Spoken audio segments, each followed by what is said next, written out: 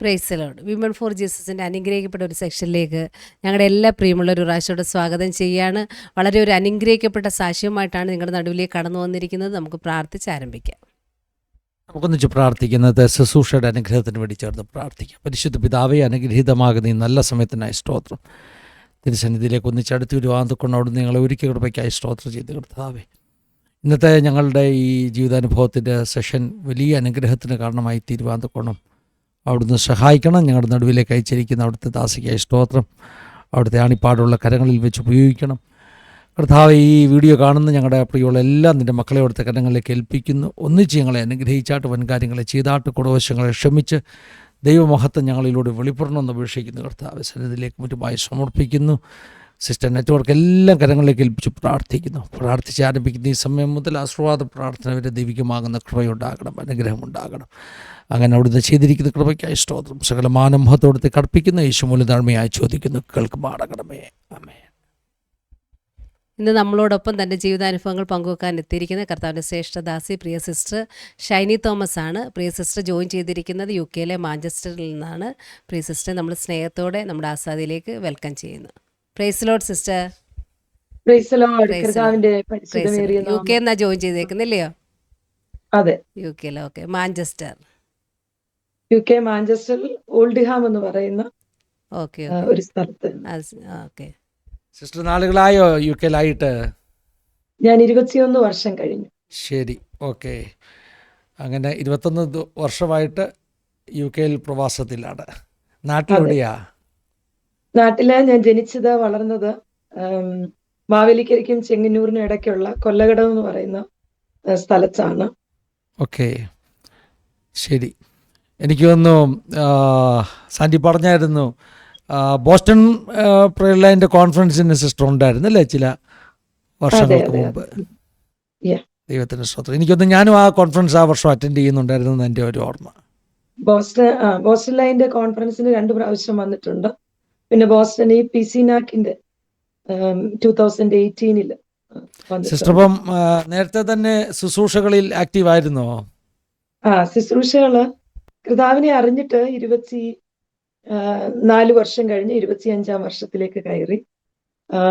അപ്പൊ അന്ന് മുതലേ കർത്താവിന്റെ ഒരു വിളിയും തെരഞ്ഞെടുപ്പും ജീവിതത്തിൽ ഉണ്ടായിരുന്നു. പക്ഷെ ഇഷ്ടമില്ലായിരുന്നു കർത്താവിന്റെ വേല ചെയ്യാനോ, അങ്ങനെ ഒരു ഇഷ്ടമില്ലാത്ത ഒരു കാര്യമായിരുന്നു. പക്ഷെ ഒത്തിരി അനുഭവങ്ങളിലൂടെ കടത്തിവിട്ട് കർത്താവിന്റെ രാജ്യത്തിന്റെ മഹത്വത്തിന് വേണ്ടി കർത്താവ് പുറത്തു കൊണ്ടുവരുമായിരുന്നു. കർത്താവിന്റെ കരം എൻ്റെ മേൽ ഭാരമാക്കി തീർത്തു.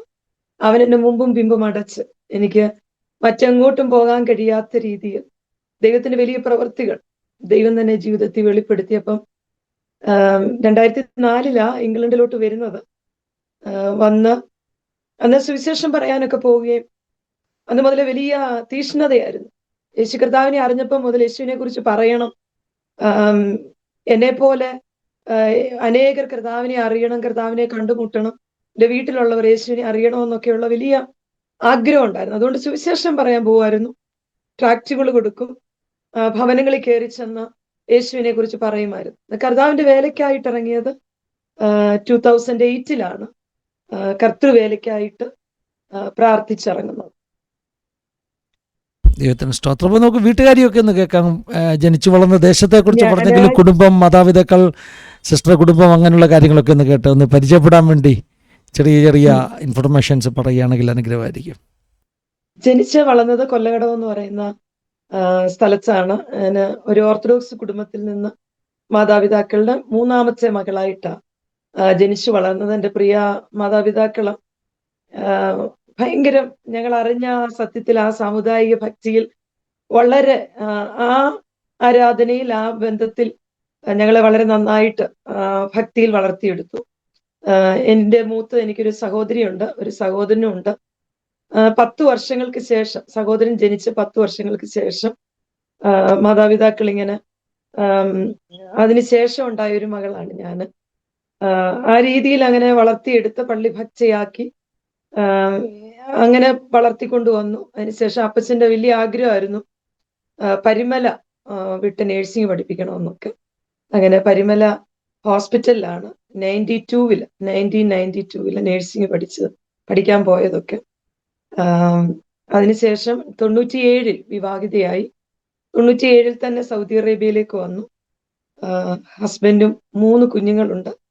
മൂത്തത് 2 ആൺമക്കള്, ഇളയതൊരു മകള്. ഞങ്ങള് കുടുംബമായി ഇംഗ്ലണ്ടിൽ പാർത്തുകൊണ്ട് കർത്താവിന്റെ വേല ഞങ്ങള് ജോലി ചെയ്യുന്നുണ്ട്. ജോലിയോടൊപ്പം കർത്താവിന്റെ വേലയിൽ ഞങ്ങള് പൂർണ്ണമായിട്ടും തന്നെ കർത്തൃവേലയിലായിരിക്കും. നമുക്ക് അക്ഷയാണ് നമ്പർ തന്നത്.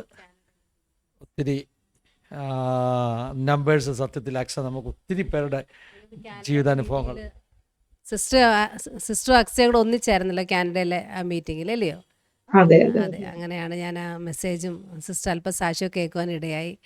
അങ്ങനെയാണ് നമ്മുടെ അക്സയുടെ നമ്പരൊക്കെ വാങ്ങിച്ചത്. IPC ഫാമിലി കോൺഫറൻസ് ആയിരുന്നു അല്ലേ? നോർത്ത് അമേരിക്കൻ ഫാമിലി ആ കോൺഫറൻസ്. 20ാമത്തെ IPCയുടെ ഫാമിലി കോൺഫറൻസ് ദൈവത്തിന് സ്തോത്രം. എഡ്മണ്ടിനെ വെച്ച്. അതെ, അപ്പോൾ ജീവിതാനുഭവങ്ങളൊക്കെ കേൾക്കണം.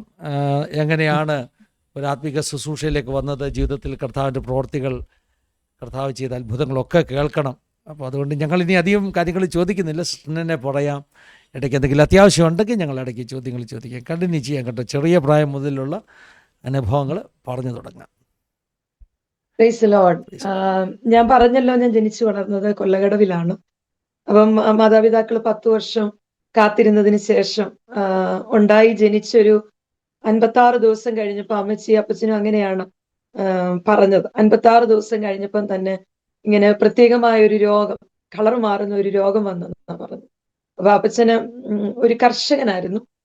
ഒത്തിരി ദാരിദ്ര്യങ്ങളും പട്ടിണിയും ഒക്കെ ഉണ്ടായിരുന്ന ഒരു വീട്ടിലാണ് ഞാൻ ജനിച്ചു വളർന്നത്. അമ്മച്ചി ഇങ്ങനെ 2-3 പശുവിനെയൊക്കെ വളർത്തി ഒത്തിരി പോച്ചയൊക്കെ ചുമ്മിയ ഞങ്ങളെ വളർത്തിയത്. അപ്പൊ അതുകൊണ്ട് തന്നെ അങ്ങനെ ഹോസ്പിറ്റലിൽ പോയി മരുന്ന് വാങ്ങിക്കാനോ വയറു നിറച്ച് ആഹാരം തരാനോ ഒന്നും കഴിയുന്ന ഒരു കാലഘട്ടത്തിലായിരുന്നില്ല. പ്രിയ അപ്പച്ചനെ പെട്ടെന്ന് ഇങ്ങനെ ശ്വാസം മുട്ടല് പോലെ ഇങ്ങനെ ഒരു രോഗം പ്രയാസം ഉണ്ടായി കഴിഞ്ഞപ്പോൾ അപ്പച്ചന്റെ ആകെ ഒരു സമ്പത്ത് ഒരു സൈക്കിളായിരുന്നു. ആ സൈക്കിളിൽ എടുത്ത് ഓടി ഇങ്ങനെ മാവേലിക്കരയ്ക്ക് ഫിലിപ്പ് മെമ്മോറിയൽ ഹോസ്പിറ്റൽ എന്ന് പറയുന്ന ഹോസ്പിറ്റലിൽ കൊണ്ടുചെന്നു. അവിടെ ഓടിക്കൊണ്ടു ചെന്നപ്പോ തന്നെ അനക്കമൊന്നുമില്ല. ആ ചലനമറ്റ ശരീരം കൊണ്ട് അപ്പച്ചൻ ഓടിപ്പോ ഒരു കയ്യിലെടുത്ത് പിടിച്ചോണ്ടാ അപ്പച്ചൻ സൈക്കിളിൽ കയറി എടുത്തോണ്ടാ തൊളയിലിട്ടോണ്ടാ പോകുന്നത്. എന്നാ കൊണ്ടുപോകുന്നതിന് മുമ്പ് തൊട്ടടുത്ത വീട്ടിലുള്ള ഒരു ഞങ്ങൾ പാർക്കുന്ന സ്ഥലത്ത് മുസ്ലിം സഹോദരങ്ങള്, ഹിന്ദു സഹോദരങ്ങളൊക്കെ ഒത്തിരി പേര് ഞങ്ങളുടെ ചുറ്റുപാടും പാർക്കുന്നുണ്ട്. അപ്പൊ അവിടെയുള്ള ഒരു അമ്മ ഓടി വന്നിട്ട് അപ്പച്ചനോട് പറഞ്ഞു, എന്തിനാ ഇത് മയ്യത്ത് ഇങ്ങനെ നീ എടുത്തോണ്ട് പോകുന്നത്? സമയം കഴിഞ്ഞല്ലോ, ഇതിന് അനക്കമില്ല, ഇതിന്റെ കളർ മാറി, ഇനി കുഞ്ഞ് മരിച്ചുപോയി, അതുകൊണ്ട് ഇനി പായ്ക്കകത്തി കെട്ടി അയ്യച്ച് എവിടെങ്കിലും കുഴിച്ചിടാമെന്ന് പറഞ്ഞ് അപ്പച്ചനെ കൊണ്ട് കുഴിയെടുക്കാനായിട്ട് ഫോഴ്സ് ചെയ്തു. കാരണം സാമുദായിക ആചാരപ്രകാരം എൻ്റെ മാമോദിസ കഴിഞ്ഞിട്ടില്ല. അതുകൊണ്ട് തന്നെ അപ്പച്ചന് എന്നാ മനസ്സ് വന്നില്ല. അപ്പച്ചൻ ആ ബോഡി കയ്യിൽ വെച്ച് ഇങ്ങനെ കരയുക.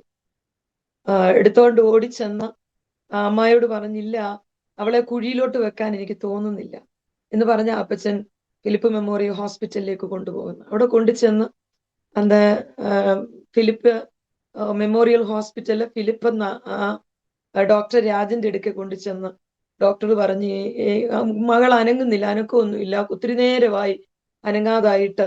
അപ്പം ഡോക്ടർ പറഞ്ഞ്, എന്തിനായി ഈ ബോഡിയും കൊണ്ട് ഇങ്ങോട്ട് വന്ന്, ഇത് മരിച്ചുപോയ കൊച്ച. ഇല്ല ഡോക്ടറെ, അന്നത്തെ അപ്പച്ചന്റെ അറിവ് അനുസരിച്ച് മൂക്കിനകത്തിൽ കൂടെ ഏതോ ട്യൂബിട്ട് ഓക്സിജനൊക്കെ കൊടുക്കുമല്ലോ, എൻ്റെ കുഞ്ഞിനൊന്ന് കൊടുത്തു നോക്ക്. അങ്ങനെ ഡോക്ടർ അപ്പച്ചന്റെ സന്തോഷത്തിന് വേണ്ടിയിട്ട് അത് ചെയ്തെന്നാ പറഞ്ഞു. എന്നാ കുറച്ച് കഴിഞ്ഞപ്പോൾ എൻ്റെ ശരീരം ചലിക്കാൻ തുടങ്ങി.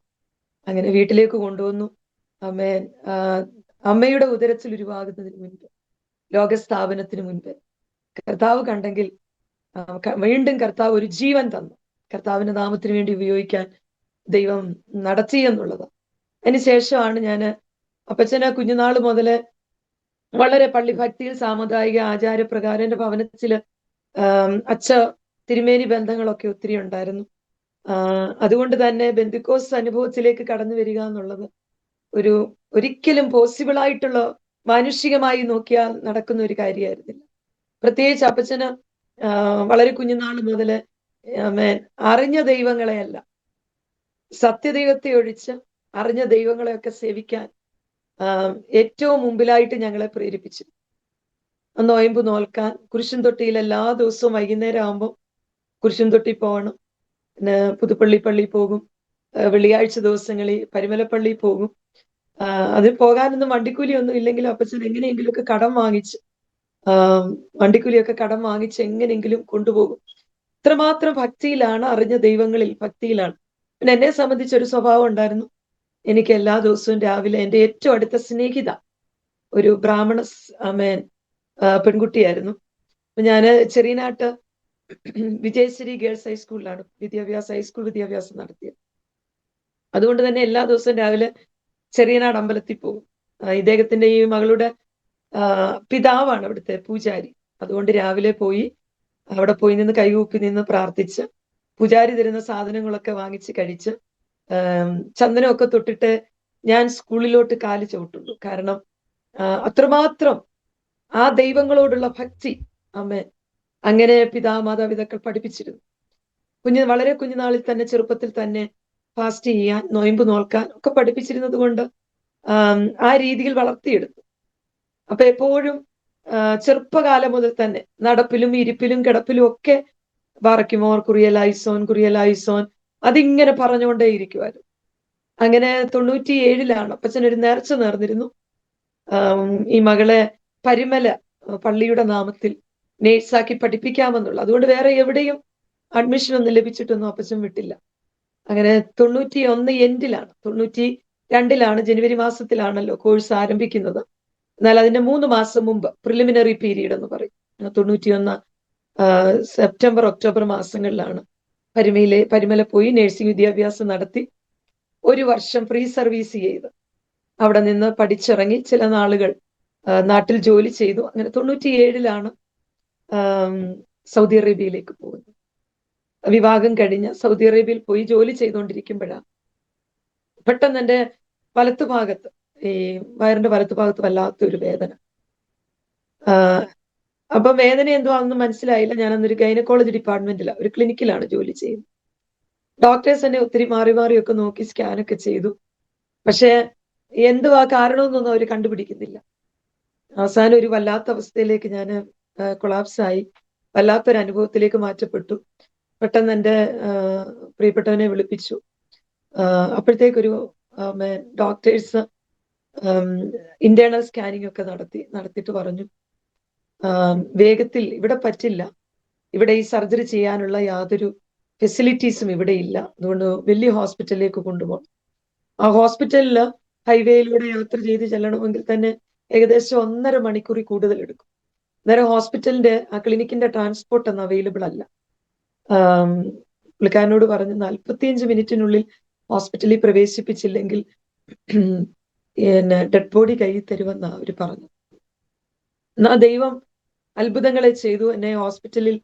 എന്നെ നോക്കി, ഞാൻ ജോലി ചെയ്ത അവിടുത്തെ തന്നെ ഡോക്ടേഴ്സ് ഞങ്ങളുടെ വാഹനത്തിൽ തന്നെ, ഞങ്ങളുടെ കാറിൽ തന്നെ ഇരുന്ന് അതിന്റെ ഫസ്റ്റ് എയ്ഡ് ട്രീറ്റ്മെന്റുകളൊക്കെ നടത്തി എന്നെ കൊണ്ടുപോകും, അവിടെ കിടത്തി ഹോസ്പിറ്റലിലേക്ക് കൊണ്ടുപോകും. സൗണ്ട് ഇച്ചിരൂടെ ഒന്ന് ഉറച്ചു പറയാമേ കേട്ടോ, സൗണ്ട് കുറഞ്ഞു വരുന്നുണ്ട്, ഒരേ ലെവലിൽ പോണേ സൗണ്ട്. അങ്ങനെ ഹോസ്പിറ്റലിലേക്ക് കൊണ്ടുപോയി അവിടെ കൊണ്ടുചെന്ന് തിയേറ്ററിനകത്ത് കയറ്റി എൻ്റെ സർജറി ചെയ്ത് എൻ്റെ വയറ് അബ്ഡോമിൻ അന്ന് ഓപ്പൺ ആക്കിയിട്ട് അവര് എൻ്റെ യൂട്രസിന്റെ വലത്തുഭാഗം അറുത്തു മാറ്റിയിട്ട് അന്ന് ഇന്നത്തെ പോലെ മോഡേൺ ടെക്നോളജി ഒന്നുമല്ല. അപ്പൊ അവര് ആ എടുത്തു മാറ്റിയ ഭാഗങ്ങൾ എൻ്റെ പ്രിയപ്പെട്ടവൻ്റെ കൊടുത്തിട്ട് തിയേറ്ററിന് വെളിയിൽ കൊടുത്തിട്ട് അദ്ദേഹത്തിന്റെ കയ്യിൽ കൊടുത്തിട്ട് എന്നെ റിക്കവറിയിലേക്ക് മാറ്റി. റിക്കവറി കൊണ്ടുവന്ന കുറച്ച് മണിക്കൂർ കഴിഞ്ഞപ്പോൾ എനിക്ക് ബോധം തെളിഞ്ഞപ്പോ എന്നെ തന്നെ, ഞാൻ ജോലി ചെയ്തുകൊണ്ടിരുന്നിടത്തെ ഡോക്ടർ എൻ്റെ ബെഡിന്റെ അടുക്കെ വന്നു. അദ്ദേഹം വന്നിട്ട് ആ ബെഡ് റെയിൽസിൽ ഇങ്ങനെ പിടിച്ചിട്ട് അറബിയിൽ എന്നോട് ചോദിച്ചു, എന്താ സംഭവിച്ചതെന്ന് മനസ്സിലായോ, എവിടെയാണെന്ന് മനസ്സിലായോ? അപ്പൊ ഞാൻ പെട്ടെന്ന് ഇങ്ങനെ തപ്പി നോക്കിയപ്പോ എൻ്റെ വയറേലെല്ലാം ഇങ്ങനെ വെച്ചുകെട്ടുകൾ. അപ്പോൾ ഈ ഭയങ്കരമായ ഡ്രസ്സിംഗ് ഒക്കെ കണ്ടുകൊണ്ട് ഞാൻ ഡോക്ടറോട് ചോദിച്ചു, ഇതെന്താ എൻ്റെ വയറിൽ എന്തുവാ ഡ്രസ്സിങ് എന്തുവാന്ന് ചോദിച്ചപ്പം പറഞ്ഞു, അദ്ദേഹം എന്നോട് എക്സ്പ്ലെയിൻ ചെയ്യാൻ തുടങ്ങി. അദ്ദേഹം പറഞ്ഞു, ഇങ്ങനെ എൻ്റെ ജീവൻ രക്ഷിക്കാൻ മറ്റു മാർഗങ്ങളൊന്നും ഉണ്ടായിരുന്നില്ല, എന്റെ അബ്ഡോമൻ ഓപ്പൺ ആക്കിയപ്പോൾ 4 ലിറ്റർ ബ്ലഡ് വയറ്റിനകത്ത് അക്യുമുലേറ്റ് ചെയ്തിരിക്കുക. അപ്പൊ കാരണങ്ങളൊക്കെ പറഞ്ഞു.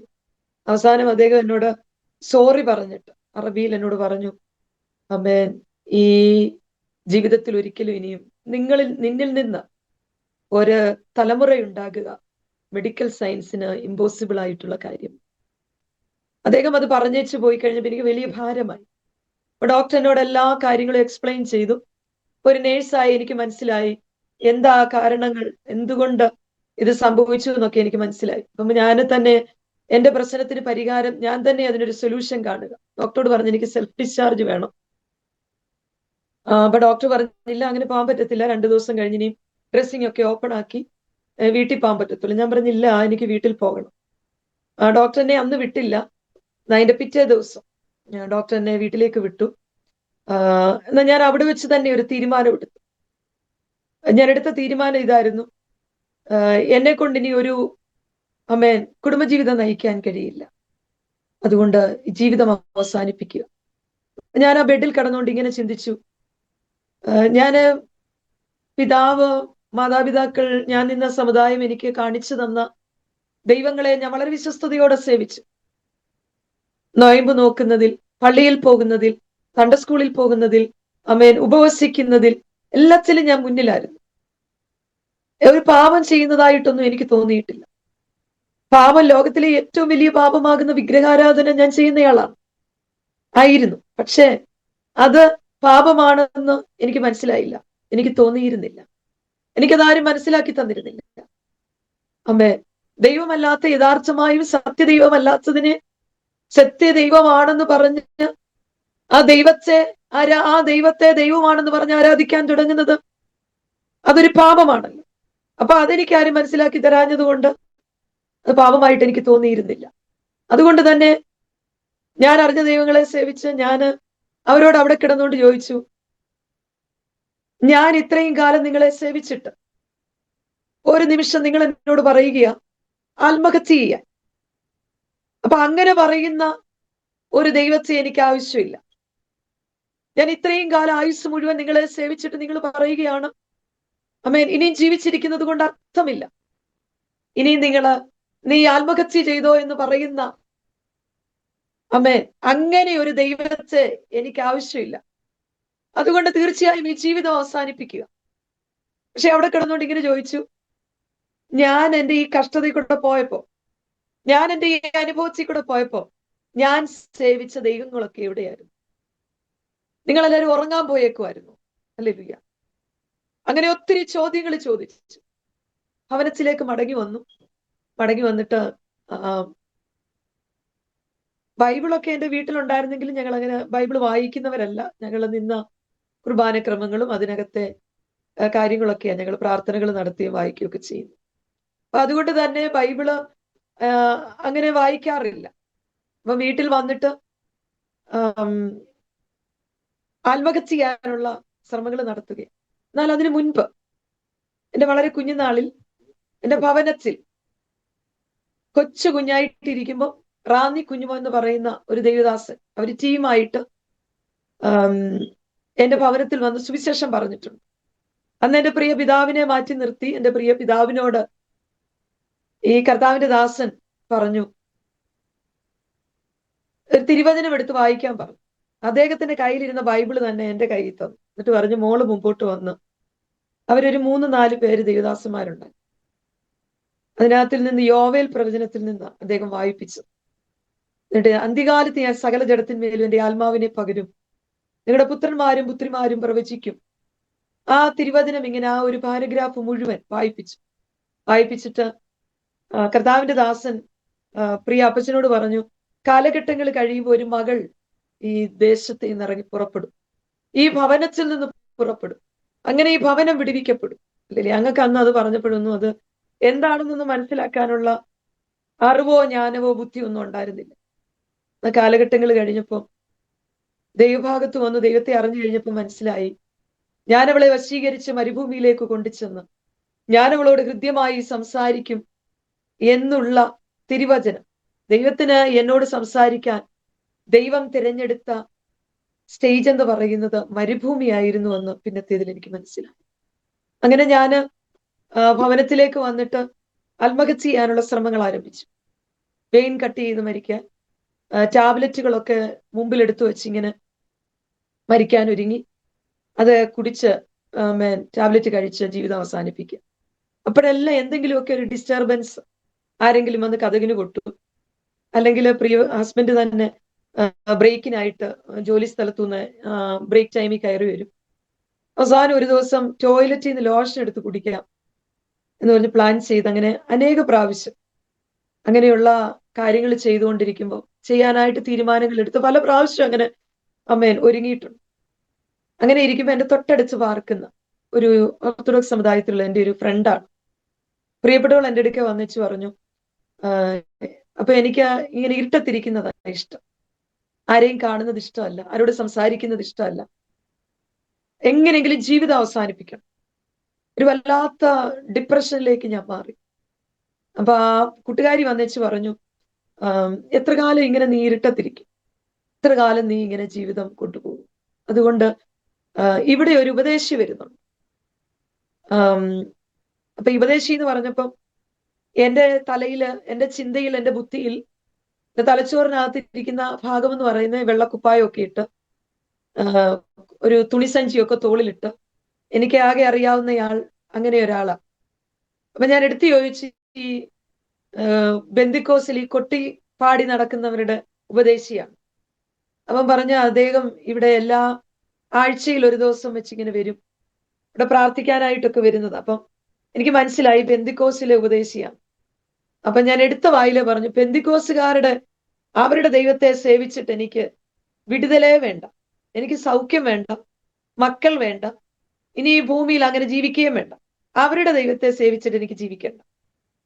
അങ്ങനെ പറഞ്ഞേച്ച് ഞാൻ കൂട്ടുകാരി പറഞ്ഞില്ല, അദ്ദേഹം ഇവിടെ വരുന്നുണ്ടല്ലോ, ആഴ്ചയിൽ ഒരു ദിവസം വരുന്നുണ്ട്, നമുക്കൊന്ന് സംസാരിക്കുകയും ഒരു പ്രാർത്ഥിക്കുന്നതുകൊണ്ട് കുഴപ്പമൊന്നുമില്ല. അങ്ങനെ നിർബന്ധത്തിന് വഴങ്ങിയാണ് കർത്താവിൽ പ്രസിദ്ധനായിരിക്കുന്ന കർത്താവിന്റെ ദാസൻ പാസ്റ്റർ മോനി ചെന്നിത്തല ദൈവസഭയിൽ അദ്ദേഹം ആത്മീയ നേതൃത്വം കൊടുക്കുന്ന ജദ്ദയിലുള്ള ദൈവസഭയിൽ ഞാൻ ബെന്തിക്കോസ് കൂട്ടായ്മയ്ക്കായിട്ട് കടന്നു പോകും. ചില ആഴ്ചകൾ ഞാൻ കടന്നുപോയി. അപ്പൊ എനിക്ക് ഇഷ്ടമല്ലാത്ത ഒരു കൂട്ടർ എൻ്റെ കുഞ്ഞുനാളിലെ എനിക്കുണ്ടെങ്കിൽ ഈ ദൈവമക്കളെയാ. എനിക്ക് അവരെ കാണുമ്പോഴൊക്കെ ഭയങ്കര ദേഷ്യമാണ്. അവരെ കാണുമ്പോഴൊക്കെ കല്ലും മണ്ണും വാരി എറിയും, കാർക്കിച്ചു തുപ്പും. സ്കൂളിൽ ചെന്നിട്ട് ബെഞ്ചിന്റെ മണ്ടയ്ക്കും ഒക്കെ കയറി നിന്ന് ബെന്തിക്കോസി ചേരണം, കപ്പയും മീനും തിന്നണം എന്നൊക്കെ പറഞ്ഞ് അവരെ കളിയാക്കി കൈകൊട്ടി പാടുകയൊക്കെ ചെയ്യും. അപ്പൊ അത്രമാത്രം അവരോട് അങ്ങ് ദേഷ്യമായിരുന്നു. പിന്നെ ദൈവമക്കളൊക്കെ ഈ ബൈബിളും പിടിച്ച് ആരാധനയ്ക്കായിട്ടൊക്കെ ഞായറാഴ്ചയും വെള്ളിയാഴ്ചയും ഇട മീറ്റിങ്ങിനൊക്കെ ഞങ്ങളുടെ വീടിന്റെ മുറ്റത്തൂടൊക്കെ കയറി ഓടി ഷോർട്ട് കട്ടിന് അവർ കയറിപ്പോവും. അപ്പൊ എനിക്കത് ഇഷ്ടമല്ല. അവര് പോകുന്ന ദേഷ്യത്തിന് ഈ വലിയ കൂർത്ത മുള്ളു പറിച്ചുകൊണ്ട് വന്ന് നേരെ വഴിയിലെല്ലാം നിരത്തി വെക്കും. കാരണം കാലേ മുള്ളു കയറട്ടെന്ന് വെച്ച്, ഇതിലെ വരരുത്, ആ ഒരു ദേഷ്യം. അപ്പൊ ആ ദൈവത്തോടുള്ള ഒരു ശത്രുത, ആ ദൈവത്തെ ഇഷ്ടമല്ല.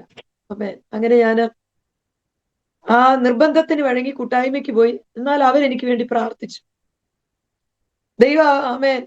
അവര് ചില ആഴ്ചകൾ പ്രാർത്ഥിച്ചു. അതിനുശേഷം എൻ്റെ ഒരു ബന്ധു തന്നെ അവിടെ മറ്റൊരു ബെന്തിക്കോസ് ആരാധനയ്ക്ക് ആത്മീയ നേതൃത്വം കൊടുക്കുന്നുണ്ട്. നിത്യതയിലേക്ക് പോയ കർത്താവിന്റെ ദാസൻ തോമസ് ഉമ്മൻ അങ്കിളും ആന്റിയും അവര് 40 വർഷത്തോളം സൗദി അറേബ്യയിൽ ജദ്ദയിൽ ബെന്തിക്കോസ് കൂട്ടായ്മയ്ക്ക് ആത്മീയ നേതൃത്വം കൊടുത്തു. കർത്താവിന്റെ ദാസൻ നിത്യതയിൽ വിശ്രമിക്കും. അദ്ദേഹം എൻ്റെ ഒരു ബന്ധുവാണ്. അങ്ങനെ അദ്ദേഹത്തിന്റെ ഭവനത്തിലേക്ക് അദ്ദേഹം എന്നെ കാണാൻ വന്നു. അദ്ദേഹം വിളിച്ചുകൊണ്ട് മീറ്റിങ്ങിന് പോയി. അങ്ങനെ ഒരു ദൈവവചന ശുശ്രൂഷയിൽ ഞാൻ രക്ഷിക്കപ്പെട്ടു. അന്ന് വന്ന ദൈവദാസൻ മരണാനന്തര ജീവിതത്തെക്കുറിച്ച്, കർത്താവിന്റെ 2ാം വരവിനെ കുറിച്ച് കർത്താവിന്റെ ദാസൻ പറഞ്ഞപ്പം എന്നെ വല്ലാതെ അത് ടച്ച് ചെയ്തു. അങ്ങനെയാണ് ഞാൻ അവിടെ വെച്ച് രക്ഷിക്കപ്പെട്ടു. എന്നാൽ ഒരു ജോലിയോടുള്ള ബന്ധത്തിൽ എനിക്ക് നാട്ടിലേക്ക് പോരേണ്ടി വന്നു.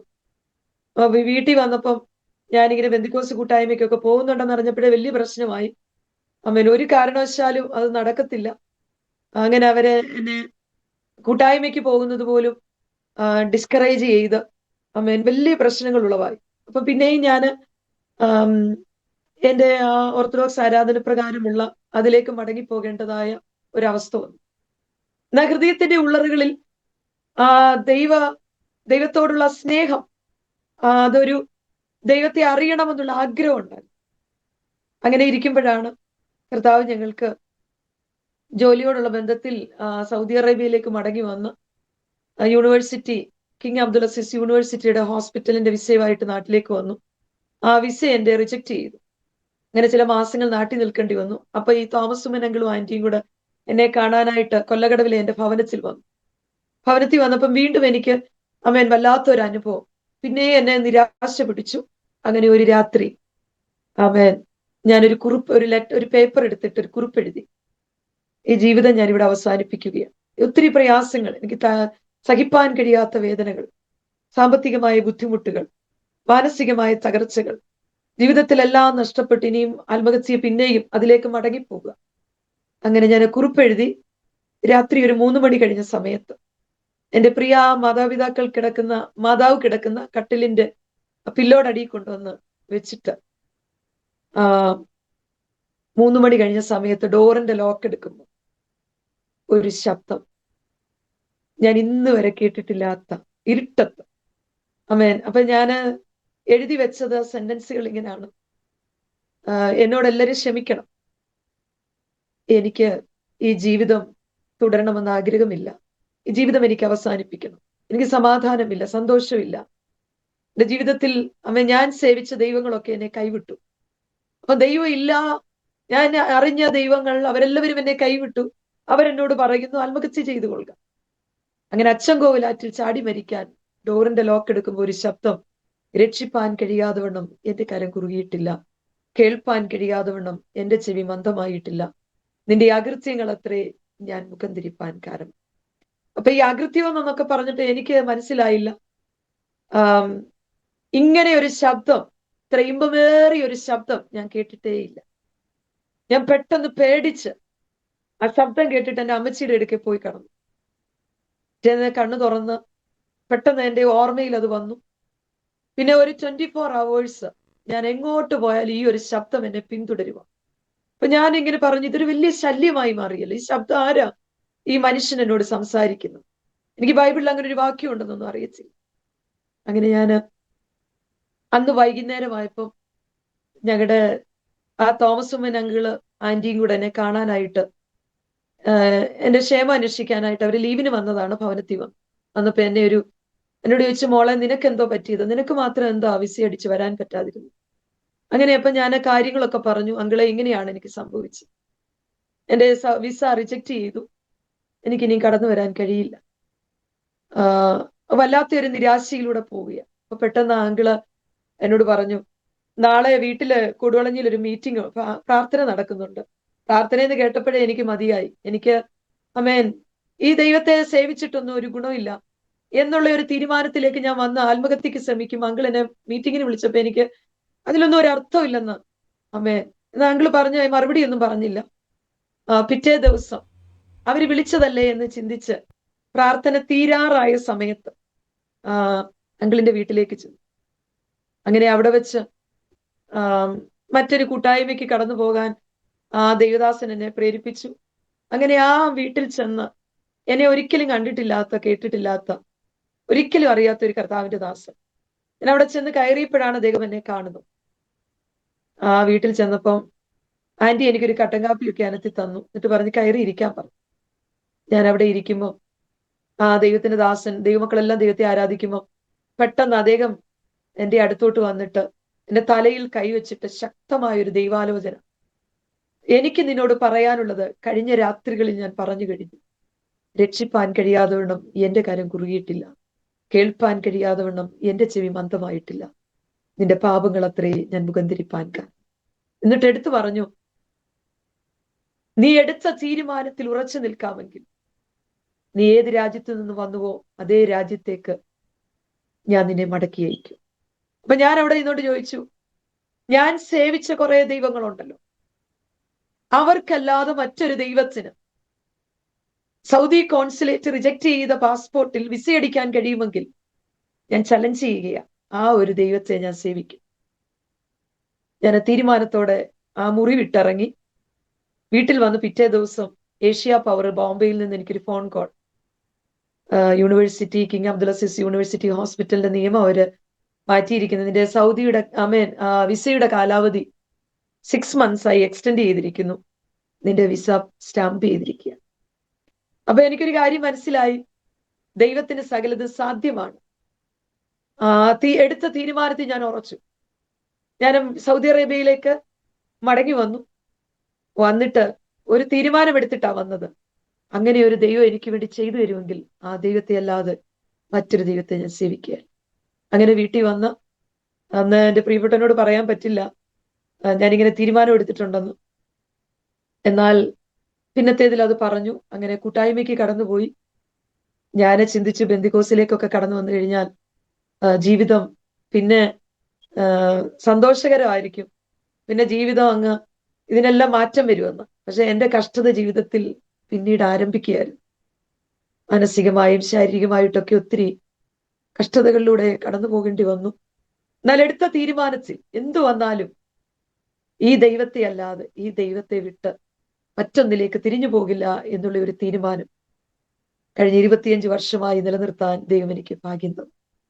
അങ്ങനെ ഞാൻ വീട്ടിലേക്ക് വന്ന് ചില ദിവസങ്ങൾക്കുള്ളിൽ കർത്താവിന്റെ കൽപ്പന അനുസരിച്ചു. പ്രിയപ്പെട്ടവൻ ഭവനത്തിൽ നിന്ന് പുറത്തു പോകണമെന്ന് ആവശ്യപ്പെട്ടു. എന്നാൽ അദ്ദേഹം ഇന്ന് അനുഗ്രഹീത ഒരു ദൈവപുരുഷനാണ്. എന്നാൽ ഞാൻ ആദ്യമേ ദൈവസന്നിധി ചെന്ന് പ്രാർത്ഥിച്ചത്, ഈ ഭൂമിയിൽ എനിക്ക് പാർക്കാൻ ദൈവം തന്ന ഈ പുരുഷനെ ദൈവത്തിന്റെ നാമത്തിന് മഹത്വത്തിന് വേണ്ടി ദൈവം വേർതിരിക്കണം. അങ്ങനെ ചില മാസങ്ങൾ കഴിഞ്ഞു. ദൈവാത്മാവിനോട് പറഞ്ഞ് 2 വർഷം നിനക്ക് പീഡനങ്ങളായിരിക്കും. ഞാൻ കർത്താവിനോട് 2 മാസം ആയപ്പോഴേ ഞാൻ മടുത്തു, എന്നെ കൊണ്ട് ഇനി പറ്റില്ല.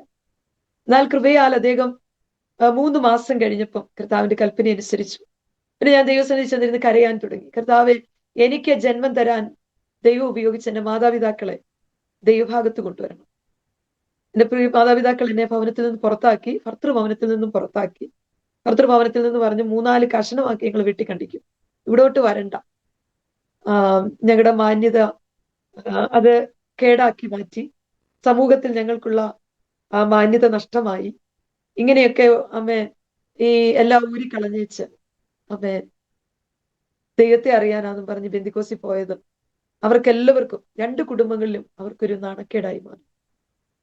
അങ്ങനെ പ്രിയ മാതാവ് ആദ്യമായി ബെന്തിക്കോസ് ആരാധനയ്ക്കായി ഞാൻ ലീവിന് ചെന്നപ്പം ബൈബിളും എടുത്ത് വെളിയിലോട്ട് ഇറങ്ങുമ്പോൾ അമ്മച്ചി പുറകിൽ നിന്ന് ദേഹത്തോട്ട് കാർക്കിച്ച് തുപ്പിയ തുപ്പല് തുടച്ചു മാറ്റിയിട്ട് അമ്മച്ചിയുടെ ദേഷ്യമോ കോപമോ ഒന്നും തോന്നിയില്ല.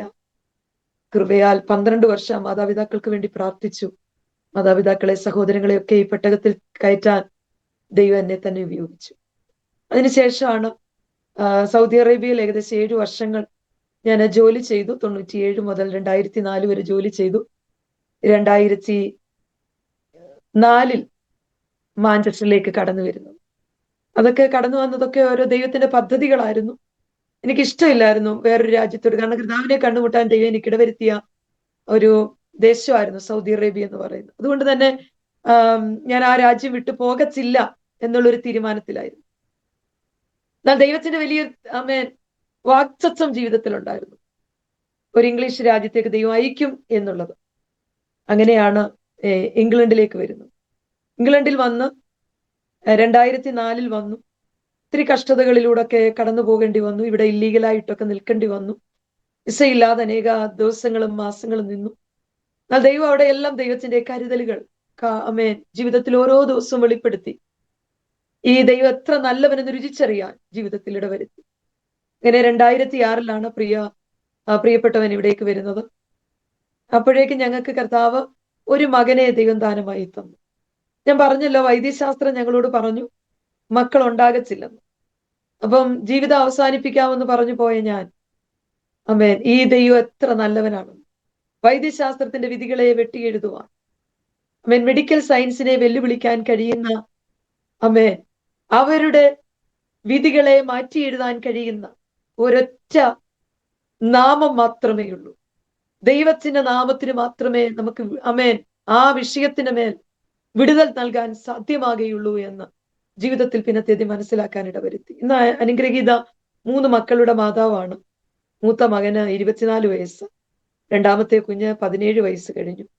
മൂന്നാമതൊരു മകളുണ്ട്, 13 വയസ്സിലേക്ക് പ്രവേശിച്ചു. ആമേൻ. അപ്പൊ ദൈവത്തിന് മാത്രമേ, ആ ദൈവത്താൽ, സത്യ ദൈവത്താൽ അസാധ്യമായതൊന്നുമില്ല. ഹല്ലേലൂയ. ഏത് രോഗത്തിൽ നിന്ന് വിടുതൽ നൽകാൻ, സാധ്യമായത് സാധ്യമാക്കാൻ കഴിയുന്ന ഒരൊറ്റ ദൈവത്തിന് മാത്രമേ കഴിയുകയുള്ളൂ. അത് സത്യ ദൈവമാകുന്ന യേശു ക്രിസ്തുവാണ്. ആമേൻ. അതാണ് എന്റെ ജീവിതത്തിലൂടെ എനിക്ക് വിളിച്ചു പറയുവാൻ കഴിയുന്നത്. അങ്ങനെ 2007 ആം, എന്റെ ജോലിയോടുള്ള ബന്ധത്തിൽ ഞാനിവിടെ സുവിശേഷമൊക്കെ പറയാനായിട്ട് ഇങ്ങനെ പോകുമ്പോൾ ദൈവത്തിന്റെ വിളിയുണ്ടായിരുന്നു, കർത്താവിന്റെ വേലയ്ക്ക് വേണ്ടി ഞാൻ നിന്നെ വേർതിരിക്കും. പക്ഷെ അത് ഉൾക്കൊള്ളാനുള്ള ഒരു മനസ്ഥിതി, ഒന്നാമതൊരു സ്ത്രീയാണ് ഞാൻ, രണ്ട്, എനിക്ക് ബെന്തിക്കോസ് പാരമ്പര്യമൊന്നുമില്ല, വാക്ചാതുര്യമില്ല, അങ്ങനെയൊക്കെയുള്ള ഒത്തിരി കാര്യങ്ങൾ ദൈവത്തിന് ഞാൻ എക്സ്ക്യൂസ് പറയുമായിരുന്നു. അതുകൊണ്ട് ഞാൻ കർത്തൃവേലയ്ക്ക് ഇറങ്ങിയല്ല. നേഴ്സായി ഞാൻ ജോലി ചെയ്ത് കർത്താവിന്റെ വേലയെ സഹായിച്ചോളാം, സുവിശേഷം പറയാൻ പൊക്കോളാമെന്നൊക്കെയുള്ള താല്പര്യം ഉണ്ടായിരുന്നു. അങ്ങനെ തീരുമാനമൊക്കെ എടുത്തു പോകുമ്പോഴാണ് ഒരു ദിവസം ദൈവികമായ സന്ദർശനങ്ങൾ ഒത്തിരി എന്റെ ഭവനത്തിലുണ്ടായി. ഒന്ന് രണ്ട് അനുഭവങ്ങൾ ഞാൻ ഷെയർ ചെയ്യാൻ ആഗ്രഹിക്കുകയും. പ്രിയ ബാബുച്ചാൻ, ബാബു എന്നാണ് അദ്ദേഹത്തിന്റെ, എന്റെ പ്രിയപ്പെട്ടവന്റെ പേര്. അദ്ദേഹം ഒരു ദിവസം നൈറ്റ് ഡ്യൂട്ടി ആയിരുന്നു, ജോലി കഴിഞ്ഞ് വന്ന് ഒരു ഇംഗ്ലണ്ടിലെ ടൈം 4 മണിയായ സമയത്ത് ചെയറിൽ ഇങ്ങനെ വർത്താനം പറഞ്ഞുകൊണ്ടിരിക്കുമ്പോൾ പെട്ടെന്ന് അദ്ദേഹം ഇങ്ങനെ ഫിറ്റ്സ് അടിച്ചു വരുന്നത് പോലെ ഒരു സൈഡിലേക്ക് ഇങ്ങനെ കോടിക്കോടി ഇങ്ങനെ പോവാം. അപ്പൊ എന്റെ മൂത്ത മകൻ എന്ന 6 വയസ്സ് കഴിഞ്ഞ് 7-ാം വയസ്സിലേക്ക് പ്രവേശിക്കുന്നതേ ഉള്ളൂ. ആ കുഞ്ഞെന്റെ അടുത്തിരിപ്പുണ്ട്. അത് സ്കൂളിൽ നിന്ന് വന്ന് തൊട്ടടിച്ചിരിക്കുക. രണ്ടാമത് ഒരു കുഞ്ഞിനെ തന്നു. ആ കുഞ്ഞിന് 15 ദിവസം മാത്രമേ പ്രായമുള്ളൂ. ആ മകന്റെ പേര് ജോൺ എന്നാണ്. അപ്പൊ ആ കുഞ്ഞ് തൊട്ടടിച്ച മോസസ് ബാസ്ക്കറ്റിനകത്ത് അടുത്തിരിപ്പുണ്ട്, അവിടെ കിടപ്പുണ്ട്. അപ്പൊ കുഞ്ഞെന്റെ അടുത്ത് മോസസ് ബാസ്ക്കറ്റിൽ കിടക്കുമ്പോൾ ഇദ്ദേഹം ഇങ്ങനെ ഫിക്സ് അടിച്ചു പോകുന്നത് കണ്ടുകൊണ്ട് ഞാൻ, അദ്ദേഹം ഇനി ഞങ്ങളെ ചിരിപ്പിക്കാൻ വേണ്ടി എന്തെങ്കിലും കാണിക്കുവാണെന്ന് വെച്ച് അദ്ദേഹത്തിന്റെ തോളിൽ പോയി ഞാൻ തട്ടി അതേ ഫോഴ്സിൽ ചെയറിൽ നിന്ന് അദ്ദേഹം നിലത്തോട്ട് വീണു. അപ്പൊ എനിക്ക് മനസ്സിലായി ഇദ്ദേഹത്തിന്റെ ശരീരത്തിൽ ജീവനില്ല. ഒരു നേഴ്സായി ഞാൻ പെട്ടെന്ന് അദ്ദേഹത്തിന്റെ radial pulse, brachial pulse, carotid, ആമേൻ, പൾസ് ഒക്കെ പിടിച്ചു നോക്കാൻ ശ്രമിക്കുക. എനിക്കൊരു പൾസും ഫീൽ ചെയ്യുന്നില്ല. പെട്ടെന്ന് ഞാൻ ആ ശരീരം നേരെ പിടിച്ചു കിടത്തി. സമയം മുമ്പോട്ട് പോയി. നേരെ പിടിച്ചു കിടത്തിയിട്ട് എനിക്ക് അലറി കരയണമെന്നുണ്ട്, 999 ഡയൽ ചെയ്ത് ആംബുലൻസ് വിളിക്കണമെന്നുണ്ട്. പക്ഷെ എനിക്കൊന്നിനും തോന്നുന്നില്ല, ഒന്നും ചെയ്യാൻ തോന്നുന്നില്ല. ബോഡി നേരെ പിടിച്ചു കിടത്തിയിട്ട് ദൈവമേ എന്തായി സംഭവിക്കുന്നത് എന്നുള്ള രീതിയിൽ കുഞ്ഞുങ്ങളെ മാറി മാറി നോക്കാം. എന്നിട്ട് പെട്ടെന്ന് ഇദ്ദേഹത്തിന്റെ കണ്ണ് വൈഡ് ഓപ്പൺ ആയിട്ട് ഇങ്ങനെ ഇരിക്കും. ഈ നേഴ്സായി എനിക്കറിയാം കുറച്ച് സമയം കഴിഞ്ഞാൽ ഈ ബോഡി പെട്ടിക്കകത്തി വെക്കണമെങ്കിൽ പോലും അമേൻ വളരെ ബുദ്ധിമുട്ടാണ്. അതുകൊണ്ട് നേരെ പിടിച്ചു കിടത്തിയിട്ട് ഞാന് പകുതി തുറന്നിരിക്കുന്ന കണ്ണ് തിരുമ്മി അടച്ചു. 10 വിരലുകൾ ഇങ്ങനെ കൂട്ടിപ്പിടിപ്പിച്ചു. കാലുകൾ രണ്ടും നേരെ സ്ട്രെയിറ്റ് പിടിച്ച് അടുപ്പിച്ചു വെച്ചിട്ട് എൻ്റെ മൂത്ത കുഞ്ഞിന്റെ തോളിലേക്ക് ഞാൻ കൈവച്ചിട്ട് അതിന്റെ മുഖത്തോട്ട് നോക്കിയിട്ട് പറഞ്ഞു, ഈ ഭൂമിയിൽ നമുക്കിനി ഒരു പിതാവില്ല. നമുക്കുള്ള പിതാവ് ഈ ഭൂമിയിൽ നിന്ന് പോയി. മോനിനി ഒരു പപ്പ ഇല്ല. 15 ദിവസം പ്രായമുള്ള ജോണിന്റെ മുഖത്ത് നോക്കി വെച്ച് പറഞ്ഞു, ഈ ഭൂമിയിൽ നമ്മൾ അനാഥരായി, നമുക്കിനി ആരുമില്ല. എന്നിട്ട് അദ്ദേഹത്തിന്റെ ഇടത്തെ ഷോൾഡറിൽ ആ ഭാഗത്ത് ഞാൻ മുട്ടുമടക്കിയിട്ട് എന്റെ വലത്തെ കരം ഉയരങ്ങളിലേക്ക് ഞാൻ ഉയർത്തി. ഇടത്തെ കരം കൊണ്ട് ഞാൻ അദ്ദേഹത്തിന്റെ ഷോൾഡറിൽ തൊട്ടു. ഉയരങ്ങളിലേക്ക് കണ്ണുകളെ ഉയർത്തിയിട്ട് ദൈവത്തോട് ചോദിച്ചു, ഒരു വിഗ്രഹാരാധിയായി നടന്ന എന്നെ, വിഗ്രഹങ്ങളെ സേവിച്ചുകൊണ്ട് നടന്ന എന്നെ, ദൈവമല്ലാത്തതിനെ സേവിച്ച് നടന്ന എന്നെ അങ്ങനെ വിളിച്ച് വേർതിരിച്ച് സത്യദൈവത്തെ ആരാധിപ്പാൻ അങ്ങനെ പുറത്തെടുത്തു. അന്നു മുതൽ ഇന്നു വരെയും അങ്ങ് എന്നോട് പറഞ്ഞൊരു കാര്യമുണ്ട്, നിന്നെയും നിന്റെ കുടുംബത്തെയും ഭൂമിയുടെ അറ്റത്തോളം എന്റെ ദൈവത്തിന്റെ നാമത്തിന് മഹത്വത്തിന് വേണ്ടി അയക്കാമെന്നുള്ളത്. ഞാൻ വ്യാജത്തിന്റെ ഒരു ദൈവത്തെയല്ല സേവിപ്പാൻ ഇറങ്ങിയത്, അങ്ങ് വാക്കുമാറ്റി പറയുന്ന ദൈവവുമല്ല. വാക്തത്വങ്ങളിൽ വിശ്വസ്തന. എന്നിട്ട് ഞാൻ അദ്ദേഹത്തിന്റെ മുഖത്തേക്ക് വീണ്ടും നോക്കുന്നുണ്ട്. ഉയരങ്ങളിലേക്ക് കണ്ണുകളെ ഉയർത്തി ദൈവത്തോട് അലറിക്കരയുവാൻ തുടങ്ങി. അങ്ങനെ ചോദിച്ചിട്ട് ഞാൻ ചാടി എഴുന്നേറ്റ് സമയം മുമ്പോട്ട് പോയി. കുറെ സമയം മുമ്പോട്ട് പോയി. ഒരു നേഴ്സായി എനിക്ക് അദ്ദേഹത്തിന് CPR കൊടുക്കണമെന്ന് എനിക്ക് തോന്നുന്നില്ല. എന്തുകൊണ്ടോ അലറിക്കരയണമെന്ന് എനിക്ക് തോന്നുന്നില്ല. എന്നാ പിന്നത്തേത് ഞാൻ എഴുന്നേറ്റ് ഫോൺ കയ്യിലെടുത്തിട്ട് ദൈവത്തോടിങ്ങനെ കരയുവാൻ തുടങ്ങിയിട്ട് ഞാൻ ഞങ്ങളുടെ ദേവദാസൻ ഏകദേശം 1.25 മണിക്കൂർ ദൂരെയാ പാർക്കുന്നത്. കർത്താവിന്റെ ദാസനെ വിളിച്ചു. അദ്ദേഹത്തെ വിളിച്ചിട്ട് പറഞ്ഞു, ഇങ്ങനെ ഉണ്ടായി, ബാബുച്ചാൻ അനങ്ങുന്നില്ല. അദ്ദേഹം പറഞ്ഞു വേഗത്തിൽ ആംബുലൻസ് വിളിക്കാൻ ആവശ്യപ്പെട്ടു. ഞാന് ആംബുലൻസ് വിളിച്ചു. എന്നാൽ കൃപയാൽ ദൈവിക വാക്തത്വങ്ങൾ, ഭക്തൻ മരിച്ചാലും വാക്തത്വം മരിക്കുകയല്ലെന്ന് അല്ലെങ്കിൽ ജീവിതത്തിൽ പിന്നെയും പറയാൻ. ഹല്ലേലൂയ, ആമേൻ. ആംബുലൻസ് അവര് 2 മെഡിക്കൽ ടീമിലുള്ള 2 ആംബുലൻസ് ക്രൂകളാണ് വരുന്നത്. ആ ക്രൂ വരുന്നതിന് മുൻപ് ഇദ്ദേഹം ചാടി എഴുന്നേറ്റു. ഞാൻ അദ്ദേഹത്തോട് ചോദിച്ചു, എന്താ സംഭവിച്ചത്? അദ്ദേഹം വേഗത്തിൽ മുകളിലത്തെ നിലയിലോട്ട് കയറിപ്പോയി. ആംബുലൻസ് ടീം വന്നപ്പോഴത്തേക്ക് താഴെ ഇറങ്ങി വന്നു. അവരെന്നോട് ചോദിച്ചു, അമ്മേൻ എന്ത് കാര്യത്തിനാ നീ ആംബുലൻസ് വിളിച്ചത്? അദ്ദേഹത്തിന് കുഴപ്പമൊന്നുമില്ലല്ലോ.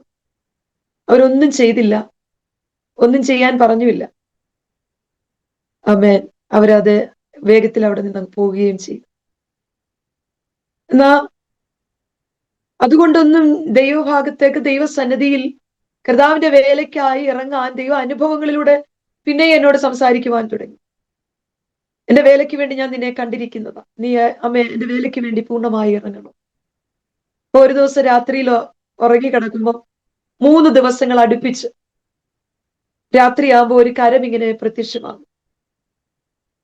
ആ ഈ എൽബോയ്ക്ക് താഴെയുള്ള ഭാഗം ബൈബിൾ പിടിച്ച, കറുത്ത പുസ്തകം പിടിച്ച ഒരു കൈയാണ് എനിക്ക് രാത്രിയിൽ ഉറങ്ങാൻ കിടക്കുമ്പോ ഇങ്ങനെ കാണുന്നത്.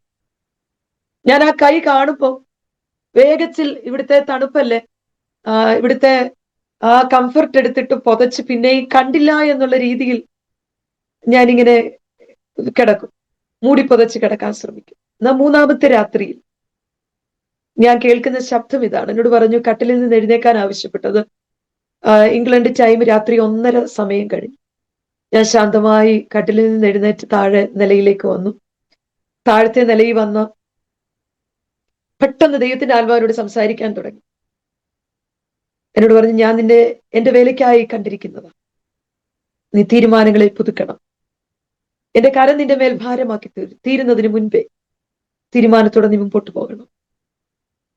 അപ്പൊ ഞാൻ പെട്ടെന്ന് കർത്താവിനോട് ചോദിച്ചു, ഞാൻ സുവിശേഷം പറയുന്നുണ്ട് അമ്മേ. പെട്ടെന്ന് ദൈവാത്മാവിനോട് പറയുക, ഞാൻ നിന്നോട് കണക്ക് തീർക്കുന്ന നാളിൽ എന്റെ കരങ്ങൾ ബലപ്പെട്ടിരിക്കുമോ? അപ്പൊ ഞാൻ ഒരു മനുഷ്യൻ പറയുന്നത് പോലെ ആ ശബ്ദം കേട്ട് കഴിഞ്ഞപ്പോ എനിക്കൊരു കാര്യം മനസ്സിലായി. കർത്താവ് എന്നോട് സംസാരിക്കുന്നത്. കർത്താവിനോട് പറഞ്ഞ് കർത്താവിന്റെ വേലയ്ക്ക് വേണ്ടി അമ്മേൻ അന്നെന്നെ അമേരിക്കയിൽ നിന്നൊരു പ്രെയർ ലൈനിൽ ശുശ്രൂഷിക്കാനായിട്ട് എന്നെ വിളിക്കുന്നുണ്ടായിരുന്നു. അപ്പൊ ഞാനത് നിരസിച്ചു. ഞാൻ പ്രാർത്ഥിച്ചോളാം, പാടിക്കോളാം എന്നൊക്കെ എക്സ്ക്യൂസ് പറഞ്ഞ് ഞാൻ വേഗത്തിൽ വിളിച്ച് അവരെ നമ്പർ ഡയൽ ചെയ്ത് അവരെ വിളിച്ചിട്ട് പറഞ്ഞില്ല, ഞാന് അങ്ങനെ ആ സെഷൻ ലീഡ് ചെയ്യാൻ തയ്യാറാണ്. അങ്ങനെ ഓരോ ശുശ്രൂഷകളിലോട്ട് മുമ്പോട്ട് പോകുമ്പോൾ പിന്നെയും ദൈവ അനുഭവങ്ങളിലൂടെ കടത്തിവിടുകയാണ്. ഞാനപ്പം നേഴ്സായിട്ട് ജോലി ചെയ്യുന്നുണ്ട്. അങ്ങനെ ഇരിക്കുമ്പം ഞാൻ പറഞ്ഞല്ലോ, ജോൺ എന്ന് പറയുന്ന എൻ്റെ 2-ാമത്തെ മകനാണ്. ആ കുഞ്ഞ് 2007 ജനിക്കുന്നത്. 2002 സൗദി അറേബ്യയിൽ വെച്ച് ഒരു ദൈവദാസനിലൂടെ ദൈവത്തിന്റെ ആത്മാവിനോട് പറഞ്ഞു, എന്റെ ശുശ്രൂഷയ്ക്ക് താങ്ങായി ഞാനൊരു ജോണിനെ ഏൽപ്പിക്കും. അപ്പം ഒരു യോഹന്നാനെ ഏൽപ്പിക്കുമെന്ന് പറഞ്ഞപ്പം ഞാൻ ദൈവത്തോട് ചോദിച്ചു, കർത്താവേ, ഒരു യോഹന്നാനെ ദൈവം എനിക്ക് തന്നിട്ടുണ്ടല്ലോ. മക്കളില്ലാത്ത ഉണ്ടാകത്തില്ലെന്ന് വൈദ്യശാസ്ത്രം പറഞ്ഞൊരു സ്ത്രീക്ക് ഒരു കുഞ്ഞിനെ ദൈവം തന്നു. അപ്പൊ ഇനിയും മക്കളെ ദൈവം തരുമോ? അങ്ങനെ ഇരിക്കുമ്പോഴാണ് 2007 ഈ മകൻ ജനിക്കുന്നത്. ഈ മകൻ ജനിച്ച് ഏകദേശം ഒരു 8 മാസങ്ങൾ കഴിഞ്ഞപ്പോൾ, അന്ന് 2008 ശക്തമായ മഞ്ഞുവീഴ്ചയാണ്, ഐസ് വീണുകൊണ്ടിരിക്കുക ഇംഗ്ലണ്ടിൽ. ഏകദേശം 36 മണിക്കൂർ കണ്ടിന്യൂസ്. അപ്പൊ ഇവിടുത്തെ ജനജീവിതം എല്ലാം വളരെ ശക്തമായി സ്തംഭിക്കും. വാഹനങ്ങളൊന്നും ഓടത്തില്ല, ജോലിക്ക് പോകാനോ കടകളിൽ സാധനങ്ങൾ വരില്ല. അത്ര ശക്തമായ ഹെവി സ്നോയ. ഞാൻ പാർക്കുന്ന വീടിന് തൊട്ട് അടുത്ത് തന്നെയാണ് ഞാൻ ജോലി ചെയ്യുന്നത്. അപ്പൊ ഈ ജോലി ചെയ്യുന്ന സ്ഥാപനത്തിൽ നിന്ന് സാധാരണ ഒരു 9, 8, 10 മിനിറ്റ് ഒക്കെ നടന്നാൽ മതി വീട്ടിലെത്താൻ. ഈ കണ്ടിന്യൂസും ഈ ഐസ് വീണോണ്ടിരിക്കുന്നത് കൊണ്ട് പകുതി ആൾക്കാർ ജോലിക്ക് വരുന്നില്ല, കടകളൊന്നും തുറക്കുന്നില്ല. അപ്പൊ എന്റെ കൂടെ വിവിധ രാജ്യക്കാർ ജോലി ചെയ്യുന്നുണ്ട്. നൈജീരിയൻസ് ഉണ്ട്, ഗാനക്കാരുണ്ട്, ആഫ്രിക്കൻ, മറ്റു പല രാജ്യങ്ങളിലുള്ളവർ, ഫിലിപ്പീൻസിലുള്ളവരുണ്ട്, ജപ്പാനീസ് ഉണ്ട്, ബ്രിട്ടീഷുകാരുണ്ട്. അപ്പൊ അവർക്കെല്ലാം ഇഷ്ടമുള്ള ഒരു ആഹാരമാണ് ചപ്പാത്തിയും ചിക്കൻ കറിയും ഒക്കെ. അപ്പൊ ബാബുച്ചാനും എന്റെ കൂടെ അതേ ഡിപ്പാർട്ട്മെന്റിൽ നൈറ്റ് ഡ്യൂട്ടി ചെയ്യുന്നുണ്ട്. ഞാൻ പകല് ജോലി ചെയ്യുന്നത്, നേഴ്സ് മാനേജറായിട്ടാണ് ഞാൻ ജോലി ചെയ്യുന്നത്. അപ്പൊ അദ്ദേഹം എന്നോട് പറഞ്ഞു, പലരും ആഹാരം കഴിക്കാതെയൊക്കെ ഇവിടെ മണിക്കൂറുകളായിട്ടിരിക്കുന്നു, കടയിലൊന്നും പോകാൻ പറ്റുന്നില്ല, പകരം വീട്ടിൽ പോകുന്നില്ല. അപ്പൊ ഞങ്ങള് തീരുമാനിച്ചു കുറച്ച് ചപ്പാത്തിയും ചിക്കൻ കറിയും ഉണ്ടാക്കി എല്ലാവർക്കും കൊണ്ട് കൊടുക്കാം, ജോലിക്കാർക്കെല്ലാം കൊണ്ട് കൊടുക്കാമെന്ന് വെച്ച് അദ്ദേഹം വീട്ടിൽ പോയി ഫുഡ് ഉണ്ടാക്കാൻ തുടങ്ങി. ഈവനിങ് ഒക്കെ സമയമായപ്പോ ദൈവത്തിന്റെ ആത്മാവിനോട് പറഞ്ഞു, വേഗം ബായിക എടുത്ത് ബിൽഡിങ്ങിന്റെ വെളിയിൽ വരാൻ ആവശ്യപ്പെട്ടു. അപ്പൊ പെട്ടെന്ന് ഞാൻ വർക്ക് ചെയ്യുന്നത് മെന്റൽ ഹെൽത്ത് ഇൻസ്റ്റിറ്റ്യൂഷനിൽ വളരെ സിവിയർലി ചലഞ്ചിങ് ആയിട്ടുള്ള, മെന്റലി ഇല്ലായിട്ടുള്ള പേഷ്യൻസ് ആണ് അവിടെ. അപ്പൊ അവരെ സെല്ലിനകത്ത് ഇങ്ങനെ ഇട്ടിരിക്കുന്ന അങ്ങനെയുള്ള രോഗമുള്ള പേഷ്യൻസ് ആണ്. അപ്പൊ എന്റെ കൂടെ ഉള്ള മറ്റൊരു മാനേജറുണ്ട്, ഒരു ഫിലിപ്പീൻസുകാരിയ. ആ സഹോദരി എന്നോട് പറഞ്ഞു, നീ ബായിക എടുത്ത് പോകരുത്, കാരണം ഇത്രയും സൈക്കാട്രിസ്റ്റിനൊന്നും വരാൻ പറ്റത്തില്ല, ഒരു മെഡിസിന് ഇഞ്ചക്ഷൻ കൊടുക്കാനോ ഒന്നും. അവരെ ഒരവസ്ഥ, ഒരു സ്റ്റേജാണ് അവർ. പോകരുത്, പേഷ്യൻസ് വളരെ വയലന്റ് ആയിട്ട് ഇരിക്കുന്ന അവസ്ഥയാണ്. ഞാൻ പറഞ്ഞില്ല, ഞാൻ പോയി ഫുഡ് എടുത്തുകൊണ്ട് വരട്ടെ എന്നുള്ള രീതിയിൽ ബായിക എടുത്ത് വെളിയിൽ ഇറങ്ങി. പെട്ടെന്ന് ദൈവാത്മാവിനോട് സംസാരിക്കാൻ തുടങ്ങി. ഞങ്ങൾ പാർക്കുന്ന ഭവനത്തിനും ആംബുലൻസ് സ്റ്റേഷന്, പാർക്കുന്ന ഭവനത്തിനും ജോലി ചെയ്യുന്ന സ്ഥാപനത്തിനും മിഡിലായിട്ടാണ്. അവിടെ എല്ലാം ആംബുലൻസ് ഇങ്ങനെ ഐസ് മൂടി കിടക്കുക. അപ്പൊ ഞാൻ പെട്ടെന്ന് ആ ആംബുലൻസ് സ്റ്റേഷൻ കഴിയുന്ന സമയം അതിന്റെ ഫ്രണ്ടിലെത്തി. അത് കഴിഞ്ഞു നടന്നുകൊണ്ടിരിക്കുമ്പോൾ എന്റെ ഫോൺ റിങ് ചെയ്യും. ഞാൻ പെട്ടെന്ന് ഫോണ് കയ്യിലെടുത്തു. എന്റെ മൂത്ത കുഞ്ഞ വിളിക്കുന്നു. ഒരു സൈഡിൽ എന്റെ പ്രിയപ്പെട്ടവന്റെ അലറിക്കരച്ചിൽ എനിക്ക് കേൾക്കാം, അലറിക്കരയുക. അപ്പൊ മോൻ പറഞ്ഞു, mummy, John is unresponsive, John അനങ്ങുന്നില്ല, ജോണ് മരിച്ചുപോയി എന്ന് കുഞ്ഞു പറയുന്നു. എനിക്ക് എന്ത് ചെയ്യണമെന്ന് അറിയത്തില്ല, ഐസിനകത്തിൽ കൂടെ ഓടാൻ പറ്റത്തില്ല, നടക്കാൻ പറ്റുന്നില്ല. ഇപ്പൊ 8-9 മിനിറ്റ് കൊണ്ടൊന്നും വീട്ടിൽ ചെല്ലത്തില്ല, 1 മണിക്കൂർ നടന്നാലും വീട്ടിൽ അതുപോലെ ഐസ് കുമിഞ്ഞുകൂടി കിടക്കുക. ഞാൻ ഷൂ ഊരിപ്പിടിച്ചു, സോക്സ് ഊരിപ്പിടിച്ചു, വീണു, എഴുന്നേറ്റു, ഒത്തിരിയും പ്രാവശ്യം വീണു, എഴുന്നേറ്റ് ഒരു വിധത്തിൽ ഞാൻ വീട്ടിലെത്തി. ഇപ്പൊ മെയിൻ റോഡുകളിലൊക്കെ അവരെ ഉപ്പിട്ട് ക്ലിയർ ചെയ്യുന്നുണ്ട്. സൈഡ് റോഡിലോട്ടൊന്ന് ഞങ്ങളുടെ വീട്ടിലോട്ട് കയറി ചെല്ലണമെങ്കിൽ വീട്ടിന് സൈഡ് റോഡിലൂടെ കയറിയാല് നടന്നാല് വീട്ടിൽ ചെല്ലത്തുള്ളൂ. ഞാൻ ഒരു വിധം വീട്ടിൽ ചെന്നപ്പം ബാബുച്ചാൻ ഈ കുഞ്ഞിനെ എടുത്തു വെച്ച് അലറി കരയുകയാണ്. എന്താ സംഭവിച്ചോന്നും ഞങ്ങൾക്കറിയില്ല. മകൻ മുകളിൽ കിടന്ന് ഉറങ്ങുമായിരുന്നു. ഇപ്പൊ മൂത്ത കുഞ്ഞ് ഓടി ഓടി പോയി നോക്കി, മകൻ എഴുന്നേറ്റോ, തനിയെ സ്റ്റെപ്പിൽ ഇറങ്ങി വരാൻ വീഴും എന്നുള്ള ആ ഒരു ആശങ്ക വെച്ച് ഇതിനെ പോയി നോക്കും. പെട്ടെന്ന് ഈ കുഞ്ഞിന്റെ വായിലൂടെ ബ്ലഡ് വരുന്നത് കണ്ട് ഓടി പപ്പായെ പോയി വിളിക്കുന്നു. അങ്ങനെ ബാബുച്ചാൻ ചെന്ന് നോക്കുമ്പോൾ ചലനം വെച്ച് കിടക്കുന്ന എന്റെ കുഞ്ഞിന്റെ ശരീരമാണ്. വേഗത്തിൽ ആ കുഞ്ഞിനെ എടുത്ത് തോളിലിട്ടോണ്ട് അലറി കരയുക. ഞാൻ ചെല്ലുമ്പം കാണുന്ന കാഴ്ച, ഈ കുഞ്ഞ് ബ്ലൂയിഷ് കളറായി, അനക്കമില്ല, പൾസൊന്നുമില്ല. ഞാൻ ആ കുഞ്ഞിന്റെ ശരീരം എന്റെ കയ്യിലേക്ക് വാങ്ങിയിട്ട് ഇടച്ചേ തോളിലേക്ക് ഇട്ടു. എന്നിട്ട് വലച്ചേ കൈകൊണ്ട് 999 ഡയൽ ചെയ്തിട്ട് അവരോട് പറഞ്ഞു, എന്റെ ബേബി അമ്മേ ഈസ് അൺറെസ്പോൺസീവ്. അപ്പൊ അവര് ആംബുലൻസുകാർക്ക് വരാൻ പറ്റത്തില്ല. മെയിൻ റോഡിലേക്ക് ആംബുലൻസ് ഇറക്കാം, പക്ഷെ ഇതിനകത്തോട്ട് ആംബുലൻസ് കയറില്ല. ഒരു മെയിൻ റോഡിൽ കൊണ്ടുവന്ന് ആംബുലൻസ് ഇട്ടിട്ട് നടന്ന് വീട്ടിനകത്ത് അവര് സേഫ്റ്റി ഷൂ ഒക്കെ ഇട്ട് അവര് സമയമെടുത്ത് നടന്ന് അവര് വീട്ടിൽ വന്ന് ഒരമ്മയ്ക്കും കാണാൻ കഴിയാത്ത, സഹിപ്പാൻ കഴിയാത്ത അവര് കൊണ്ടുവന്ന ബ്ലാങ്കറ്റിനകത്ത് എന്റെ കുഞ്ഞിന്റെ ശരീരം അവര് പൊതിഞ്ഞു. എന്നിട്ട് അവരൊന്നും ചെയ്യുന്നില്ല. ആ ശരീരം പൊതിഞ്ഞിട്ട് അവരൊന്നും സംസാരിച്ചില്ല. ഞാൻ നേഴ്സ് യൂണിഫോമിലാണ്. ആംബുലൻസിനകത്തേക്ക് ആ ബോഡി കൊണ്ടുപോയി. അവര് നടന്ന്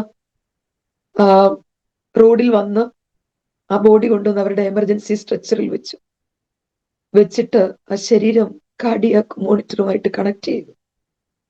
ഒരു നേഴ്സായ ഞാൻ ഒരിക്കൽ മാത്രമേ ആ മോണിറ്ററിലോട്ട് നോക്കിയുള്ളൂ. സ്ട്രെയിറ്റ് ലൈനാ കാണിക്കുന്നത്. ഞാൻ പെട്ടെന്ന് എന്റെ കുഞ്ഞിന്റെ ശരീരത്ത് കൈവച്ച് അലറാൻ തുടങ്ങി. അലറി കരയാൻ, ആത്മാവിൽ ആരാധിക്കാൻ തുടങ്ങി. പെട്ടെന്ന് അവരെന്നോട് പറഞ്ഞു, ഇതിനകത്ത് കരയരുത്, ശബ്ദം വെക്കരുത്. അപ്പൊ അവർക്ക് ഒന്നും പറയാനായിട്ടില്ല. ഇറ്റ്സ് ഓക്കെ എന്ന് മാത്രമേ അവര് പറയുന്നുള്ളൂ. ഞാൻ ആ കുഞ്ഞിന്റെ ശരീരത്ത് കൈവച്ചിട്ട് ദൈവത്തോട് ഇങ്ങനെ ചോദിച്ചു, കൂരിരുൾ താഴ്വരയിലൂടെ കടന്നു പോകുമ്പോൾ ആ ആടിനെ ഇട്ടിട്ട് ഇടയൻ പോകുന്നില്ല എന്ന് എനിക്ക് മനസ്സിലാക്കാൻ കഴിഞ്ഞിട്ടുണ്ട്. പക്ഷെ ആ കൂരിരുൾ താഴ്വരയിൽ ഇടയന്റെ സാന്നിധ്യം ആടനുഭവിക്കുന്നുണ്ട്.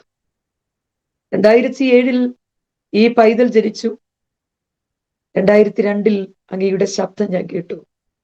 എന്റെ ശുശ്രൂഷയ്ക്ക് താങ്ങായി ഒരു യോഹന്നാനെ.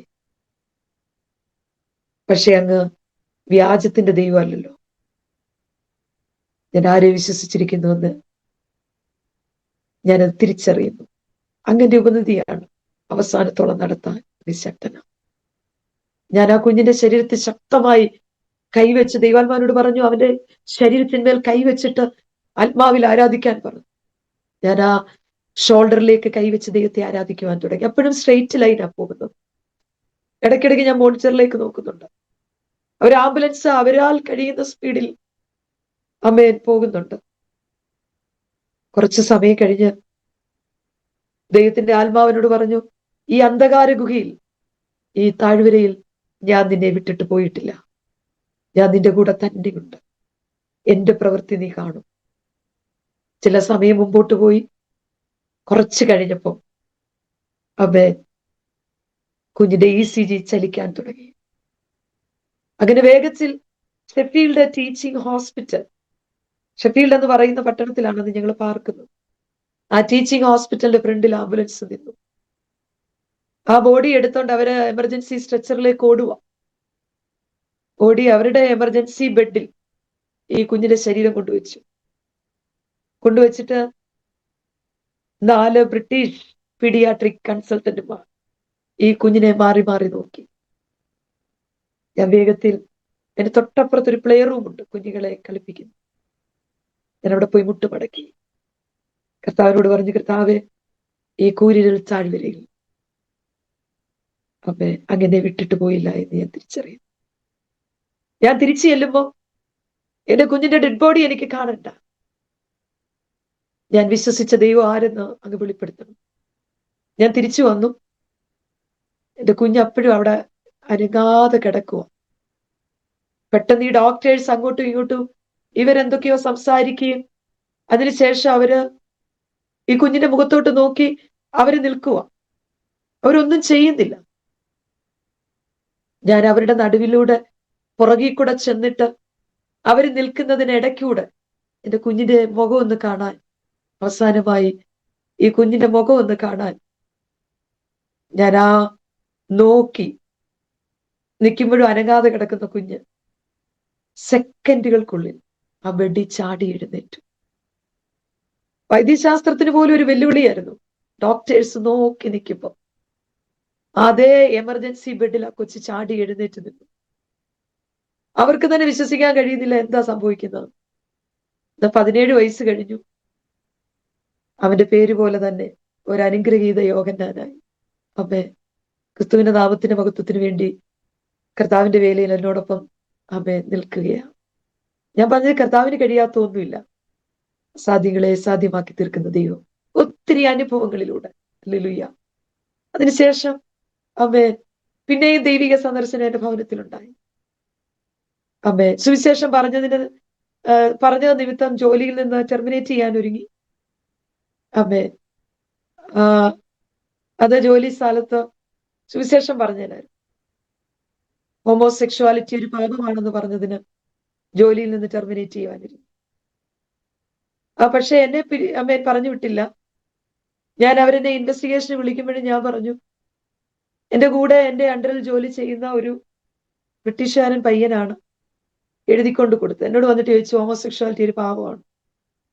ഞാൻ പറഞ്ഞു, ഞാൻ വായിക്കുന്ന ബൈബിളിനകത്ത് ഞാൻ തിരിച്ചറിഞ്ഞ സത്യം, അതിൻ പ്രകാരം ഹോമോസെക്ഷുവാലിറ്റി ഈസ് എ സിൻ. അപ്പൊ എനിക്കെതിരെ എഴുതിക്കൊണ്ട് കൊടുത്തു. അവരെന്നെ ഇൻവെസ്റ്റിഗേഷന് വിളിപ്പിച്ചു. ഇൻവെസ്റ്റിഗേറ്റ് ചെയ്യാനായിട്ട് ഡയറക്ടേഴ്സ് വന്നു. എന്നെ മിഡിലിരുത്തി എന്നെ ഇൻവെസ്റ്റിഗേഷൻ നടത്തി. എന്നോട് ചോദിച്ചു, നീ ഇങ്ങനെ പറഞ്ഞിട്ടുണ്ടോ? ഞാൻ പറഞ്ഞു, ഹോമോസെക്ഷുവാലിറ്റി ഒരു സിന്നാണെന്ന് പറയാൻ അന്ന്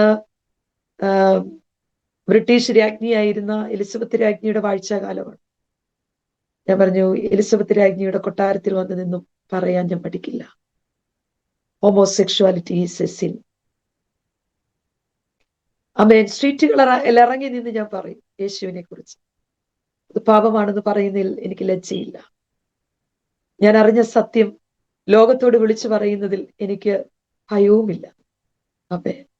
ചങ്കൂറ്റത്തോടെ ഇന്നും ക്രിസ്തുവിന്റെ നാമത്തിന്റെ മഹത്വത്തിന് വേണ്ടി ധൈര്യത്തോടെ ആമേൻ ഇത് പാപമാണെന്ന് ഇന്നും പറയുന്നുണ്ട്. തെരുവ് കോണുകളിൽ നിന്ന് പോയി നിന്ന് പറയും. ഇംഗ്ലീഷുകാരുടെ ഭവനങ്ങൾ കൊട്ടിത്തുറപ്പിച്ച് പറയും. പാപം പാപമാണെന്ന് പറയാൻ ന്യായവിധിയുടെ വാൾ ദേശത്തിന്റെ മേൽ ഇറങ്ങുന്നതിന് മുൻപേ കാവൽക്കാരൻ മിണ്ടാതെ ഇരുന്നാൽ, കാകളമൂതാതിരുന്നാൽ അമേൻ ന്യായവിധി വരുമ്പോൾ അമേൻ കാവൽക്കാരന്റെ മേൽ ദുഷ്പ്രവർത്തിക്കാരന്റെ രക്തത്തിന്റെ കണക്ക് കാവൽക്കാരൻ കൊടുക്കേണ്ടി വരും എന്നുള്ള വലിയ ഒരു ഭയം എന്റെ ജീവിതത്തിൽ എന്നെ പിടിച്ചിരുന്നു. അതുകൊണ്ട് തന്നെ സുവിശേഷം പറയുന്നതിൽ എനിക്ക് ലജ്ജയുമില്ല, ഭയവുമില്ല. അമേൻ. ഞാൻ അവരോട് പറഞ്ഞു, നിങ്ങൾക്ക് എന്നെ കാരാഗ്രഹത്തിൽ അടയ്ക്കാം, നിങ്ങൾക്ക് എന്നെ കടിത്തറത്തു മാറ്റാം, നിങ്ങൾക്ക് എന്നെ തൂക്കിക്കൊല്ലാം. രാജകൊട്ടാരത്തിൽ വന്നു നിന്നും ഹോമോസെക്ഷുവാലിറ്റി ഒരു പാപമാണെന്ന് പറയാൻ ഞാൻ പഠിക്കുന്നില്ല. അവൻ അവൻ എന്നാൽ ഇൻവെസ്റ്റിഗേറ്റ് ചെയ്യാൻ വന്ന ആദ്യത്തെ ഓഫീസർ ഒരു മുസ്ലിം ആയിരുന്നു. അദ്ദേഹത്തിന് എന്നെ നന്നായിട്ടറിയാം. അദ്ദേഹം എനിക്ക് ബെസ്റ്റ് നേഴ്സിനുള്ള അവാർഡൊക്കെ തന്നിട്ടുള്ള മനുഷ്യൻ. അദ്ദേഹം എന്നോട് പറഞ്ഞു, ഐ സെഡ് ദ സെയിം എന്ന് പറഞ്ഞിട്ട് അദ്ദേഹം ആ പേപ്പറുകൾ വലിച്ചു കീറി അമേൻ എന്നെ ജോലിയിലേക്ക് തിരിച്ചു പറഞ്ഞു വിട്ടു. അപ്പൊ സുവിശേഷം പറയുന്നതിൽ എനിക്ക് ലജ്ജയില്ല, അതിൽ ഭയവുമില്ല. കാരണം എന്നെ വിടുവിച്ച, എന്നെ സ്നേഹിച്ച, എന്റെ ജീവിതത്തിൽ എന്റെ സ്ഥിതിക്ക് മാറ്റം വരുത്തിയ, ലോകത്തിൽ ആർക്കും ചെയ്യാൻ കഴിയാത്ത, ആർക്കും സ്നേഹിക്കാൻ ഇത്രത്തോളം സ്നേഹം തരാൻ കഴിയുന്ന ഒരൊറ്റ ദൈവം ഉണ്ടെങ്കിൽ അതിരുകളില്ലാതെ എന്നെ സ്നേഹിച്ച ഭർത്താവിന് കഴിയില്ല, മക്കൾക്ക് കഴിയില്ല, മാതാപിതാക്കൾക്ക് കഴിയില്ല, ആർക്കും കഴിയില്ല.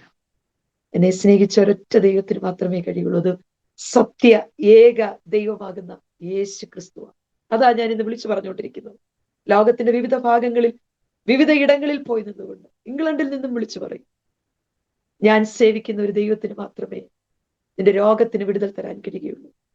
മരുന്ന് കഴിക്കാം, ഹോസ്പിറ്റലിൽ പോകാം, ഡോക്ടറെ കാണാം, ഡോക്ടർ തരുന്ന മരുന്ന് നമുക്ക് കഴിക്കാം. പക്ഷേ ദൈവത്തിന് മനസ്സുണ്ടെങ്കിലേ നമ്മളെ സൗഖ്യമാക്കാൻ കഴിയുള്ളൂ. ആ ഒരു അനുഭവം കൂടെ പറഞ്ഞ് ഞാൻ വേഗത്തിൽ നിർത്താം. അപ്പൊ എൻ്റെ പ്രിയപ്പെട്ടവന് ദൈവം ഒത്തിരി സന്ദർശനങ്ങളിലൂടെ ദൈവം ആമേൻ കർത്താവിന്റെ വേലയോടുള്ള ബന്ധത്തിൽ ഞങ്ങളെ പുറത്തെടുത്തു. അദ്ദേഹം ഒരിക്കൽ ശാരീരികമായ ഒരു അസ്വസ്ഥത നിമിത്തം ഹോസ്പിറ്റലിൽ കൊണ്ടുപോകേണ്ടി വന്നു. ഒത്തിരി അനുഭവങ്ങൾ ഉണ്ടായി. അദ്ദേഹത്തിന് വയറ്റുവേദന വന്നിട്ട് സഹിപ്പാൻ കഴിയാത്ത വേദന. ഹോസ്പിറ്റലിൽ കൊണ്ടു ചെന്നു. ഞാൻ ഡോക്ടറെ വിളിച്ചു, ഞങ്ങളുടെ ഫാമിലി ഡോക്ടറെ വിളിച്ചു. രാവിലെ 9 മണി കഴിഞ്ഞ് ക്ലിനിക്ക് ഓപ്പൺ ആക്കിയപ്പോൾ ഡോക്ടറെ വിളിച്ചപ്പോൾ ഡോക്ടർ പറഞ്ഞു, കൊണ്ടുവരാൻ പറഞ്ഞു. ക്ലിനിക്കിൽ കൊണ്ടു ചെന്നു. അപ്പൊ അദ്ദേഹം യൂറിനകത്ത് കൂടെ ബ്ലഡ് ആണ് പാസ് ചെയ്യുന്നത്. അവിടെ കൊണ്ടു ചെന്നപ്പോ അദ്ദേഹത്തെ നോക്കിയിട്ട് ഡോക്ടർ പറഞ്ഞു ഇന്റേണലി അദ്ദേഹത്തെ എക്സാമിനേഷൻ ചെയ്യും. ഒരു വലിയ മാസ് അവർ പറഞ്ഞു പ്രോസ്റ്റേറ്റ് ആണ്. ഇനി അത് മലിഗ്നന്റ് ആണോ എന്നുള്ളത് അറിയാൻ കൂടുതൽ ഫർദർ ഇൻവെസ്റ്റിഗേഷൻസ് നടത്തും. ഇപ്പൊ കുറെ ബ്ലഡ് സാമ്പിൾസ് ഒക്കെ എടുത്തു. ഞങ്ങളെ വീട്ടിൽ പറഞ്ഞു വിട്ട് തൽക്കാലം വേദനയ്ക്കുള്ള മരുന്നൊക്കെ തന്നു. വീട്ടിൽ വന്നിരുന്ന് പ്രാർത്ഥിക്കുവാൻ തുടങ്ങി. ഞാനൊരു രാജ്യത്തേക്ക് കടന്നു പോകാനായിട്ട് ക്രമീകരണങ്ങളൊക്കെ ചെയ്തുകൊണ്ടിരിക്കുന്ന സമയത്ത് ഒരു കോൺഫറൻസിന് വേണ്ടി വിളിച്ച് മറ്റൊരു രാജ്യത്തേക്ക് കടന്നു പോയി. ഞാൻ കർത്താവിന്റെ സന്നിധി ചെന്നിരുന്നിട്ട് പറഞ്ഞു, എന്റെ ഭർത്താവ് ഒരു ക്യാൻസർ രോഗിയാണെന്ന് പ്രസംഗിക്കാനല്ല ഞാൻ പോകുന്നത്, ക്യാൻസർ രോഗത്തിൽ നിന്ന് സൗഖ്യം തന്ന ഒരു ദൈവത്തെ വിളിച്ചു പറയാനാണ് ഞാൻ പോകുന്നത്. അപ്പൊ ഡോക്ടേഴ്സ് ഞങ്ങളെ 2 മണിക്കൂർ കഴിഞ്ഞപ്പം വിളിച്ചു. ബ്ലഡ് സാമ്പിൾസ് വന്നു, അതിന്റെ റിസൾട്ട് വന്നു. V found abnormal cells in his blood samples. അവസാനം ഡയഗ്നോസ് ചെയ്തു ക്യാൻസർ പ്രോസ്റ്റേറ്റ്. വളരെ വേദനയിലായി, ഉപവസിക്കുവാനും പ്രാർത്ഥിക്കുവാനും തുടങ്ങി. അവസാനം ഡോക്ടേഴ്സ് അദ്ദേഹത്തെ വിളിപ്പിച്ച് ഇവിടെ രോഗിയോട് തന്നെയാണ് എല്ലാം എക്സ്പ്ലെയിൻ ചെയ്യുന്നത്.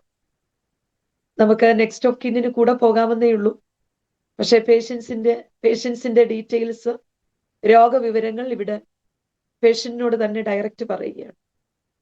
അപ്പൊ അദ്ദേഹത്തോട് പറഞ്ഞു, ഈ അവസ്ഥയാണ് നിന്റേത്, എത്ര നാള് ജീവിച്ചിരിക്കുമെന്നൊന്നും അറിയില്ല. ഒരാപ്പിളിന്റെ വലിപ്പത്തിൽ ഉള്ള ഒരു മാസാണ് അതിനകത്ത് ക്യാൻസർ സെൽസ്, അബ്നോർമൽ സെൽസ് കണ്ടിരിക്കും. റേഡിയേഷൻ ആണോ കീമോതെറാപ്പി ആണോ എന്നുള്ളത് അതിനുണ്ട ഫർദർ മീറ്റിങ്ങുകൾ ആവശ്യമാണ്. അതിന് ഞങ്ങൾ ലെറ്റർ അയക്കും, വരണമെന്ന് ആവശ്യപ്പെട്ടു. അങ്ങനെ ഞങ്ങളെ വീട്ടിൽ പറഞ്ഞു വിട്ടു. അദ്ദേഹം ഭവനത്തിൽ വന്നു, ഞങ്ങൾ പ്രാർത്ഥിക്കുവാൻ തുടങ്ങി. പെട്ടെന്ന് ദൈവാത്മാവ് അങ്ങനെ ഒരു പ്രേരണ നൽകി. ഇങ്ങനെ ഇൻവെസ്റ്റിഗേഷന് സംസാരിച്ച അതേ ഡോക്ടർ എടുക്കൽ ചെന്നിട്ട് പറയുക, ഒരിക്കൽ കൂടെ ഈ ബ്ലഡ് സാമ്പിൾ ഒന്ന് എടുക്കണം. ഇവിടെ അങ്ങനെ ഡോക്ടേഴ്സ് കേൾക്കാൻ സാധ്യതയില്ല. ഞാൻ അദ്ദേഹത്തിന്റെ അടുക്കൽ ചെന്നിട്ട് പറഞ്ഞു, ഡോക്ടർ, ഞാനിവിടെ ജോലി ചെയ്യുന്ന ഒരു സ്റ്റാഫ് നേഴ്സാണ്, ഞാനും ഒരു പ്രൊഫഷണലാണ്. എനിക്ക് എൻ്റെ ഒരു ഹംബിൾ റിക്വസ്റ്റ് ആണ് അങ്ങനെയാണ്, ഇദ്ദേഹത്തിന്റെ ബ്ലഡ് സാമ്പിൾ ഒരിക്കൽ കൂടെ, പേഷ്യന്റിന്റെയും ഒരു റിക്വസ്റ്റ്, ഒരിക്കൽ കൂടെ ആ സാമ്പിൾ എടുത്ത് അവരെടുത്തതായ സാമ്പിളുകളുടെ റിസൾട്ടുകൾ അത് തെറ്റാണെന്ന് നമ്മൾ അതിനെ ക്രിട്ടിസൈസ് ചെയ്യുന്ന രീതിയിലാണ് അവർക്ക് അത് ഫീൽ ചെയ്യുക. അപ്പൊ ഞാൻ അങ്ങനെ ക്രിട്ടിസൈസ് ചെയ്യുകയോ നിങ്ങളുടെ റിസൾട്ടുകൾ തെറ്റാണെന്ന് പറയാനല്ല, ഒരിക്കൽ കൂടി ഒരു കൺഫർമേഷൻ എന്ന് പറഞ്ഞ സാമ്പിൾ എടുക്കാൻ ആവശ്യപ്പെട്ടു. അങ്ങനെ ആ ഡോക്ടർ സാമ്പിൾ എടുത്തിട്ട് ഞങ്ങൾ വീട്ടിലേക്ക് മടങ്ങിപ്പോന്നു. ഞങ്ങൾ കീമോതെറാപ്പി ആണോ റേഡിയേഷൻ ആണോ എന്താണെന്നുള്ള മീറ്റിങ്ങിന് വേണ്ടിയിട്ട് ഞങ്ങൾ ലെറ്ററിന് വെയിറ്റ് ചെയ്യുമ്പോൾ ഒരാഴ്ച കഴിഞ്ഞു, ദിവസങ്ങൾ കഴിഞ്ഞു, എന്നിട്ട് ഡോക്ടർ ഞങ്ങളെ വിളിക്കുന്നില്ല. സാധാരണ 2 ദിവസം കഴിഞ്ഞപ്പം 2 മണിക്കൂർ കഴിഞ്ഞപ്പം വിളിച്ചു. അന്ന് ഇങ്ങനെ ബ്ലഡ് സാമ്പിൾസിൽ അബ്നോർമൽ സെൽസ് ഉണ്ടെന്ന് പറയാം. പക്ഷെ ഈ പ്രാവശ്യം വിളിക്കുന്നില്ല. ഇപ്പൊ ഞാൻ അങ്ങോട്ട് വിളിച്ചു. ഞാൻ പറഞ്ഞു, ഇങ്ങനെ എൻ്റെ ഹസ്ബൻഡിന്റെ ബ്ലഡ് സാമ്പിൾ എടുത്തിരുന്നു, ഞങ്ങൾക്ക് ലെറ്റർ വരുമെന്ന് പറഞ്ഞു. ലെറ്ററും വന്നിട്ടില്ല, ഇപ്പോഴത്തെ ബ്ലഡ് സാമ്പിളിന്റെ റിസൾട്ടും ഞങ്ങളോട് പറഞ്ഞിട്ടില്ല. റിസപ്ഷനിസ്റ്റ് പറഞ്ഞു, ഞാനൊന്ന് സിസ്റ്റം ഒന്ന് ഓപ്പൺ ആക്കി നോക്കട്ടെ. ഞാൻ NHS നമ്പറൊക്കെ പറഞ്ഞു. സിസ്റ്റം ഓപ്പൺ ആക്കിയിട്ട് പറഞ്ഞു, ഇതിനകത്തിലൊന്നും കാണുന്നില്ല, റിസൾട്ടുകളെല്ലാം നോർമൽ ആയിട്ടാണ് കാണിക്കുന്നത്. Anyway let the doctor to speak to you എന്ന് പറഞ്ഞ് ഞാൻ അവരാ ഫോൺ ഡിസ്കണക്ട് ചെയ്തു. കുറച്ച് സമയം കഴിഞ്ഞപ്പോൾ ഡോക്ടർ ഞങ്ങളെ തിരിച്ചു വിളിച്ചിട്ട് പറഞ്ഞു, ക്ലിനിക്കിലേക്ക് ചെല്ലാൻ ആവശ്യപ്പെട്ടു. അതിനു മുമ്പ് അദ്ദേഹം ഫോണിലൂടെ പറഞ്ഞു, there is no abnormal cells in his blood sample. അങ്ങനെ ഒരു അബ്നോർമൽ സെൽസ് ഈ സാമ്പിളിനകത്ത് കാണുന്നില്ല. അപ്പൊ അദ്ദേഹം എന്നോട് എടുത്തു പറഞ്ഞു, യു ആർ അബ്സല്യൂട്ട്ലി റൈറ്റ്. ഒരു കൺഫർമേഷന് വേണ്ടി നീ ഇങ്ങനെ ആവശ്യപ്പെട്ടത് നന്നായി പോയി. അങ്ങനെ ക്ലിനിക്കിൽ ഞങ്ങളെ വിളിച്ചു. ഹല്ലേലൂയ, അദ്ദേഹത്തിന് അങ്ങനെ ഒരു രോഗമില്ല എന്ന്. അതെ, ഞാൻ വിശ്വസിക്കുന്നു ഇന്ന് ലോകത്തോട് വിളിച്ചു പറയാനുള്ളത്, നാം സേവിക്കുന്ന ദൈവം യഹോവ നല്ലവനെന്ന് രുചിച്ചറിയുവേ. ആ നല്ലവനായ ദൈവത്തിന്റെ ആ സ്നേഹത്തെ ഒത്തിരി ആഴമായി അനുഭവിച്ചറിയാൻ ഒത്തിരി അനുഭവങ്ങളിലൂടെ എന്റെയും തലയിൽ പ്രയാസങ്ങൾ വന്നിട്ടുണ്ട്, ട്യൂമർ വന്നിട്ടുണ്ട്. 15 വർഷം അനക്കമില്ലാതിരുന്ന സാധനം ഇവിടുത്തെ ഡോക്ടേഴ്സ് ഓപ്പറേറ്റ് ചെയ്യാനായിട്ട് എനിക്ക് ഡേറ്റും വന്നു.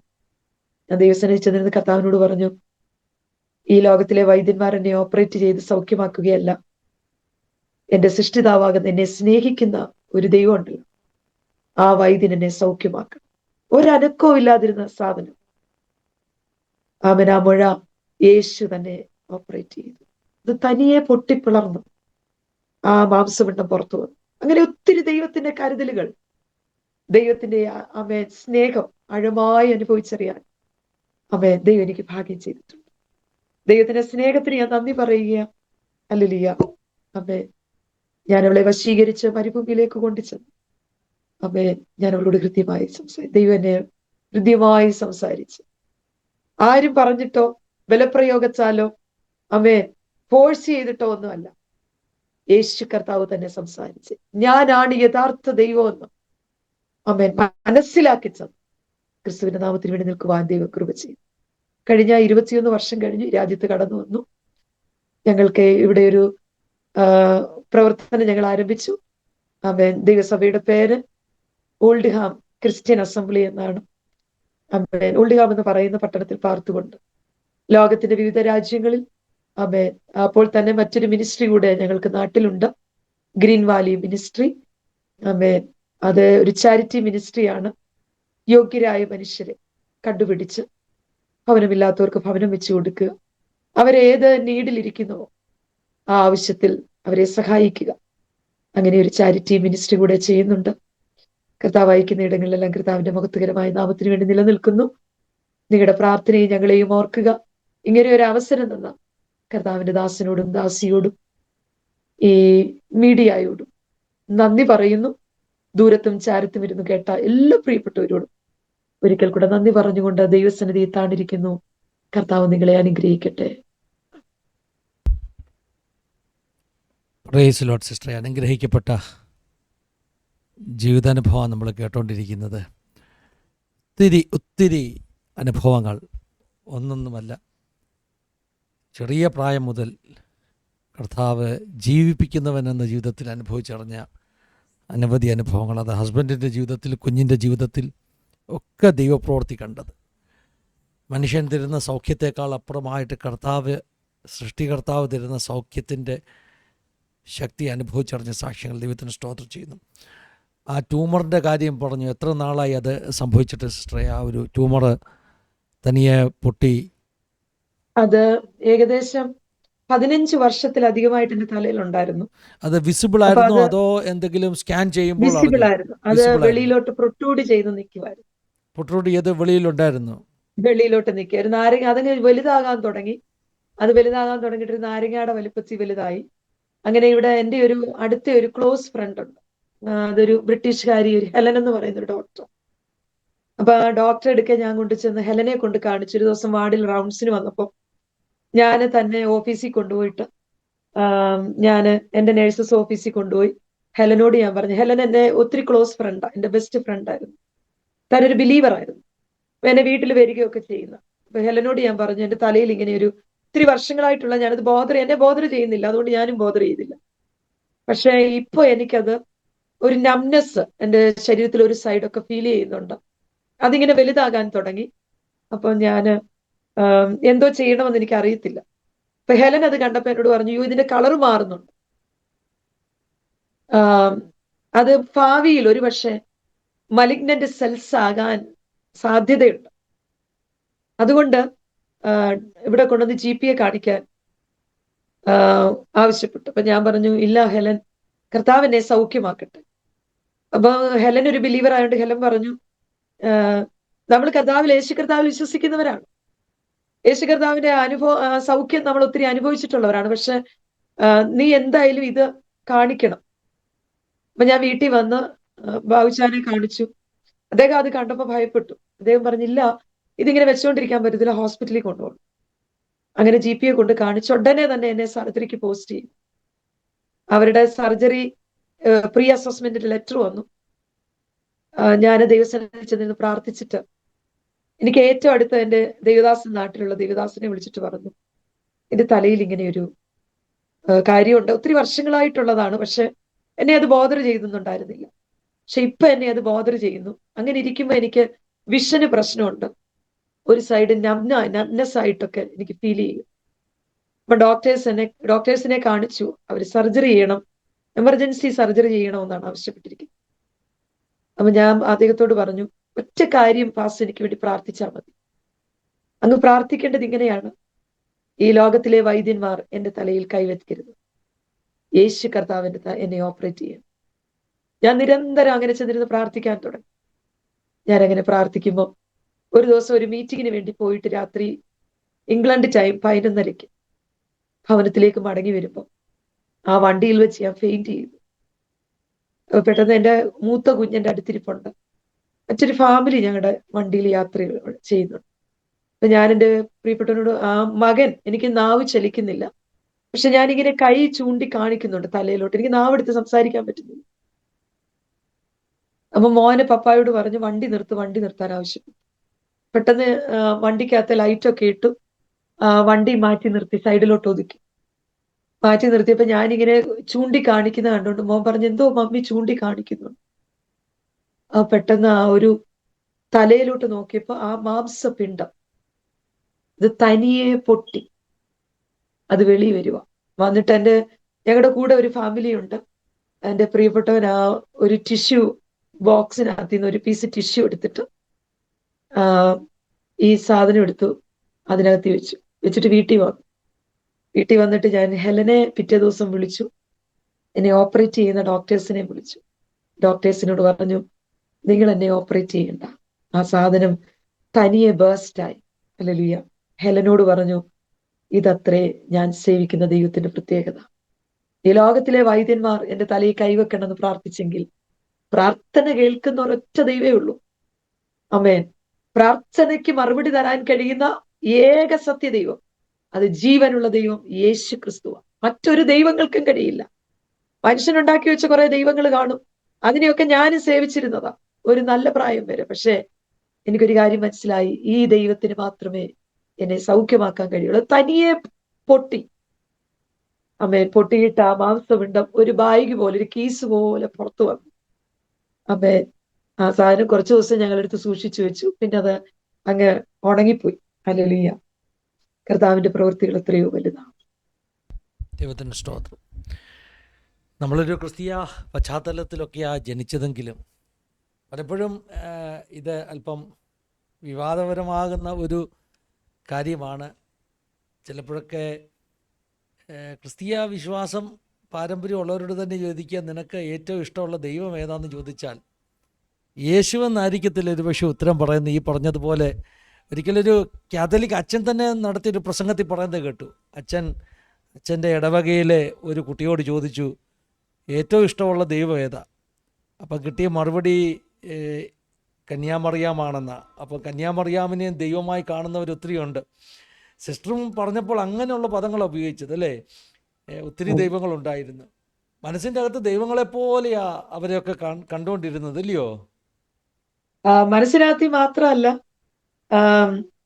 കഴുത്തേലും കയ്യേലും എല്ലാം നിറച്ച് അവരുടെ ഫോട്ടോകൾ വെച്ച മോതിരങ്ങൾ കഴുത്തിൽ കെട്ടി തൂക്കിയിട്ടേക്കുമായിരുന്നു. പിന്നെ ആനവാലിന്റെ മോതിരങ്ങൾ, അങ്ങനെ ആ രീതിയിലുള്ള ഫോട്ടോകളും മോതിരങ്ങളും. എൻ്റെ ഞാൻ കൈ കൊണ്ട് നടക്കുന്ന ഒരു പുസ്തകമുണ്ട്, കുർബാനക്രമമുണ്ട്, ബൈബിളുണ്ട്. അതിനകത്തെല്ലാം ഈ ദൈവങ്ങളുടെ ഫോട്ടോ ആയിരുന്നു നിറച്ച്. അവരോടുള്ള പ്രാർത്ഥനകളും അതൊക്കെയായിരുന്നു വെച്ചുകൊണ്ട് നടന്നു. ബൈബിള് വായിക്കത്തില്ല, അതിനകത്ത് എന്താ എഴുതിയിരിക്കുന്നതെന്ന് വായിക്കാനുള്ള മനസ്സില്ല. പക്ഷെ മറ്റുള്ള കാര്യങ്ങൾ കുർബാനക്രമത്തിനകത്തെ വായിക്കുകയും പഠിക്കുകയും അങ്ങനെയായിരുന്നു ജീവിച്ചുകൊണ്ടിരുന്നത്. അപ്പം മനസ്സിനകത്ത് മാത്രമല്ല, അത് പുറമെ ഞാൻ സേവിക്കുന്ന ദൈവങ്ങൾ ഇതാണെന്ന് കാണിക്കാനായിട്ട് കയ്യിലെല്ലാം ദേഹത്തൊക്കെ അത് പുറത്ത് കാണിക്കുമായിരുന്നു. ആമേൻ. കൃപയാൽ കൃപയാൽ കൃപയാൽ. യേശുവിന് ഒരു സ്ഥാനവും ഇല്ല. യേശുവിനെ ആർക്കും അറിയത്തുമില്ല. യേശുവിനൊരു യേശുവിനെ ആർക്കും അത്രയും വേണ്ട. അതിലൊക്കെ ഉപരിയായ സ്ഥാനങ്ങൾ മറ്റ് പലർക്കും കൊടുക്കുന്ന ഒരു രീതിയാണ് ക്രൈസ്തവ സമൂഹത്തിൽ പോലുമുള്ളത്. അതൊരു വളരെ പെയിൻഫുള്ളായിട്ടുള്ള എക്സ്പീരിയൻസ് ആണ്. സിസ്റ്ററെ, ഈ യു കെയിലൊക്കെയുള്ള ആ ഒരു പശ്ചാത്തലത്തെക്കുറിച്ച് പറഞ്ഞു. പ്രത്യേകിച്ചും LGBTQ കമ്മ്യൂണിറ്റിയുടെയൊക്കെ ഒരു സ്വാധീനം ഞാൻ ഈ അടുത്ത ദിവസങ്ങളിലൊക്കെ ശ്രദ്ധിച്ചിട്ടുണ്ട്. ഒത്തിരി അധ്യാപകർക്ക് ജോലി നഷ്ടപ്പെട്ടിട്ടുണ്ട്. കോർട്ടിൽ കേസൊക്കെ ആയിട്ട്, പ്രത്യേകിച്ചും ഈ ആഫ്രിക്കൻസ് ആയിട്ടുള്ള ആളുകൾ ഇങ്ങനെയുള്ള കാര്യങ്ങളിൽ വിശ്വാസികൾ ഒത്തിരി സ്ട്രിക്റ്റ് നിലപാടെടുക്കും. അവർ ക്ലാസ്സുകളിൽ ചിലപ്പം പറയും, സ്കൂളിൽ പഠിപ്പിക്കുന്നവർ പറയും. അപ്പോൾ അവർ അങ്ങനെയുള്ള, ഞാൻ കൂടുതലും ശ്രദ്ധിച്ചത് ഈ ആഫ്രിക്കൻസ് ആയിട്ടുള്ള വിശ്വാസികളാണ് ഇങ്ങനെയുള്ള കേസുകളിൽ പെടുന്നത്. അവർക്ക് ജോലി നഷ്ടപ്പെടുന്നു, കുട്ടികളെ വഴിതെറ്റിക്കുന്നെന്ന് പറഞ്ഞ് അങ്ങനെ ഒരു സാഹചര്യമാണ് അവിടെയൊക്കെ ഉള്ളതെന്നറിയാം. കഴിഞ്ഞ ദിവസം കണ്ട ഒരു ന്യൂസ്, പ്യൂ റിസർച്ച് സെൻറ്റർ എന്ന് പറയുന്ന ഒരു അമേരിക്കൻ ഇൻസ്റ്റിറ്റ്യൂഷനുണ്ട്. അവർ ക്രിസ്ത്യാനിറ്റിയെക്കുറിച്ചും അതുപോലെ തന്നെ ക്രിസ്തീയ സഭകളിൽ ആളുകൾ പോകുന്നതിനെക്കുറിച്ചൊക്കെ സർവേ നടത്തുന്ന ഒരു സെൻറ്ററാണ്. അവരുടെ ഏറ്റവും ലേറ്റസ്റ്റ് സർവേക്കകത്ത് വന്നിരിക്കുന്നത് ക്രിസ്ത്യൻ മെജോറിറ്റി കൺട്രീസ്, ലോകത്തിൽ ഏറ്റവും കൂടുതൽ ക്രിസ്ത്യാനികൾ മെജോറിറ്റി ആയിട്ടുള്ള രാജ്യങ്ങളുടെ ഒരു ലിസ്റ്റുണ്ട്. 201 രാജ്യങ്ങളിൽ നടത്തിയ പഠനങ്ങളിൽ കഴിഞ്ഞ 10 വർഷം മുമ്പുള്ള ലിസ്റ്റിൽ കുറവ് വന്നിരിക്കുന്നു. ആ കുറവ് വന്ന രാജ്യങ്ങൾ, അതായത് ക്രിസ്ത്യൻ മെജോറിറ്റി ആയിരുന്ന രാഷ്ട്രങ്ങൾ ഇന്ന് ക്രിസ്ത്യൻ മെജോറിറ്റി അല്ലാതായിരിക്കുന്നു എന്ന് പറയുന്ന ആ രാജ്യങ്ങളിൽ ഒന്ന് UK ആണ്, രണ്ടാമതൊന്ന് ഫ്രാൻസ് ആണ്. അതുപോലെയുള്ള സ്ഥലങ്ങൾ, ഓസ്ട്രേലിയ ഉണ്ട്. അപ്പോൾ നമുക്കിത് അത്ഭുതപ്പെടുത്തും. UK ക്രിസ്ത്യൻ മെജോറിറ്റി രാഷ്ട്രമല്ല, അല്ലെങ്കിൽ ഒരു സ്ഥലമല്ല ഇനിമേൽ എന്നുള്ള ഒരു വാർത്ത. ബഹുഭൂരിപക്ഷവും ഇപ്പം പറയുന്നത് അവർ അൺഅഫിലിയേറ്റഡ് ആണെന്നാണ് പറയുന്നത്. They do not have any religion. ഞങ്ങൾക്ക് മതമൊന്നുമില്ല എന്ന് പറയുന്നത് അൺഅഫിലിയേറ്റഡ് എന്ന പേരിൽ, അല്ലെങ്കിൽ മറ്റേതെങ്കിലും മതത്തിൽ പോയെന്നല്ല അതിൻ്റെ അർത്ഥം. ദൈവത്തെ വേണ്ട എന്ന് പറയുന്ന ആളുകൾ അല്ലേ സിസ്റ്ററെ?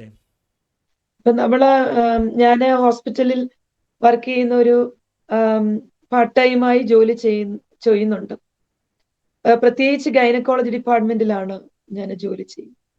എമർജൻസി ഡിപ്പാർട്ട്മെന്റിലുമാണ് ജോലി ചെയ്യുന്നത്. നമ്മളൊരു പേഷ്യന്റ് വരുമ്പോൾ അവരുടെ 90% നമ്മൾ എടുത്തു നോക്കിയാലും നോ റിലീജിയൻ എന്നാണ് അവരുടെ ഫ്രണ്ട് ഷീറ്റിൽ എഴുതിയിരിക്കുന്നത്. ഇംഗ്ലീഷ് ചർച്ചുകളിൽ പോയാൽ പ്രായമുള്ളവർ 2-3 പേര്, അല്ലെങ്കിൽ 6-7 പേർ, അതിനപ്പുറം ഒന്നും നമുക്ക് കാണാൻ പറ്റില്ല. എന്നെ സംബന്ധിച്ച് ഒരു നേഴ്സ് ആയതുകൊണ്ട് ഞാൻ അവരോട് വ്യക്തിപരമായിട്ടാണ് സുവിശേഷം പറഞ്ഞത്. ട്രാക്ട് കൊണ്ട് കൊടുക്കും. എൻ്റെ അനുഭവത്തിൽ കൂടെ ചിലപ്പം മിക്കവാറും ഗൈനക്കോളജി ഡിപ്പാർട്ട്മെന്റിലൊക്കെ വരുന്നത് ഞാൻ കടന്നുപോയ അനുഭവത്തിലൂടെ കടന്നുപോയവരായിരിക്കും. ഞാൻ അവരെ കയ്യിൽ പിടിക്കും. അവരേതോ ജാതിക്കാരെന്നൊന്നും നോക്കുകയല്ല. മുസ്ലിങ്ങൾ കാണും, ജാതി ഇല്ലാത്തവർ കാണും, നിരീശ്വരവാദികൾ കാണും. അപ്പോൾ തന്നെ അവരോട് പറയുക, യേശുവിന്റെ സ്നേഹം അന്നേരം പങ്കുവെക്കാൻ ദൈവം എനിക്ക് ഭാഗ്യം തരും. അപ്പൊ പറയും, ഞാൻ സേവിക്കുന്ന ഒരു ദൈവമുണ്ട്. ആ ദൈവത്തിന്റെ പേര് ജീസസ് ക്രൈസ്റ്റ്. ജീസസ് ക്രൈസ്റ്റിനെ കുറിച്ച് കേട്ടിട്ടുണ്ടോ? ഇല്ല. ജീസസ് ക്രൈസ്റ്റ് ആരാന്ന് പോലും അവർക്കറിയില്ല. ക്രിസ്തുമസ് അവർ ആഘോഷിക്കും. അതിന് ഫ്യൂ മന്ത്സ് ബിഫോറെ അവർ ഷോപ്പിംഗ് ഒക്കെ തുടങ്ങും. അതവർക്കറിയാം. പക്ഷെ ക്രിസ്തു ആരെന്ന് അവർക്കറിയില്ല. എന്നാൽ സുവിശേഷം പറയുന്ന ഒത്തിരി ദൈവമക്കൾ ഇവിടെ ഉണ്ട്. അവർക്ക് വേണ്ടി കണ്ണുനീരൊഴുക്കുകയും പ്രാർത്ഥിക്കുകയും ലജ്ജ കൂടാതെ തെരുവുകളിൽ നിന്ന്, സ്ട്രീറ്റുകളിൽ നിന്ന് ഭയം കൂടാതെ യേശുവിനെ കുറിച്ച് പറയുന്നവരുണ്ട്. എന്നെ സംബന്ധിച്ച് ഞാൻ അവരുടെ അനുഭവത്തിൽ കൂടെ യേശുവിനെ കുറിച്ച് പറയും. വീട്ടിൽ കണ്ടിട്ടുമുണ്ട്. ഇംഗ്ലീഷ് ചർച്ചിൽ പോയിട്ടുണ്ട്. യേശുവിനെ കുറിച്ച് അവിടെയും ചെന്ന് പറഞ്ഞിട്ടുണ്ട്. പ്രത്യേകിച്ച് ഏറ്റവും കൂടുതൽ വരുന്ന കേസാണ് termination of pregnancy. Youngsters, teenagers.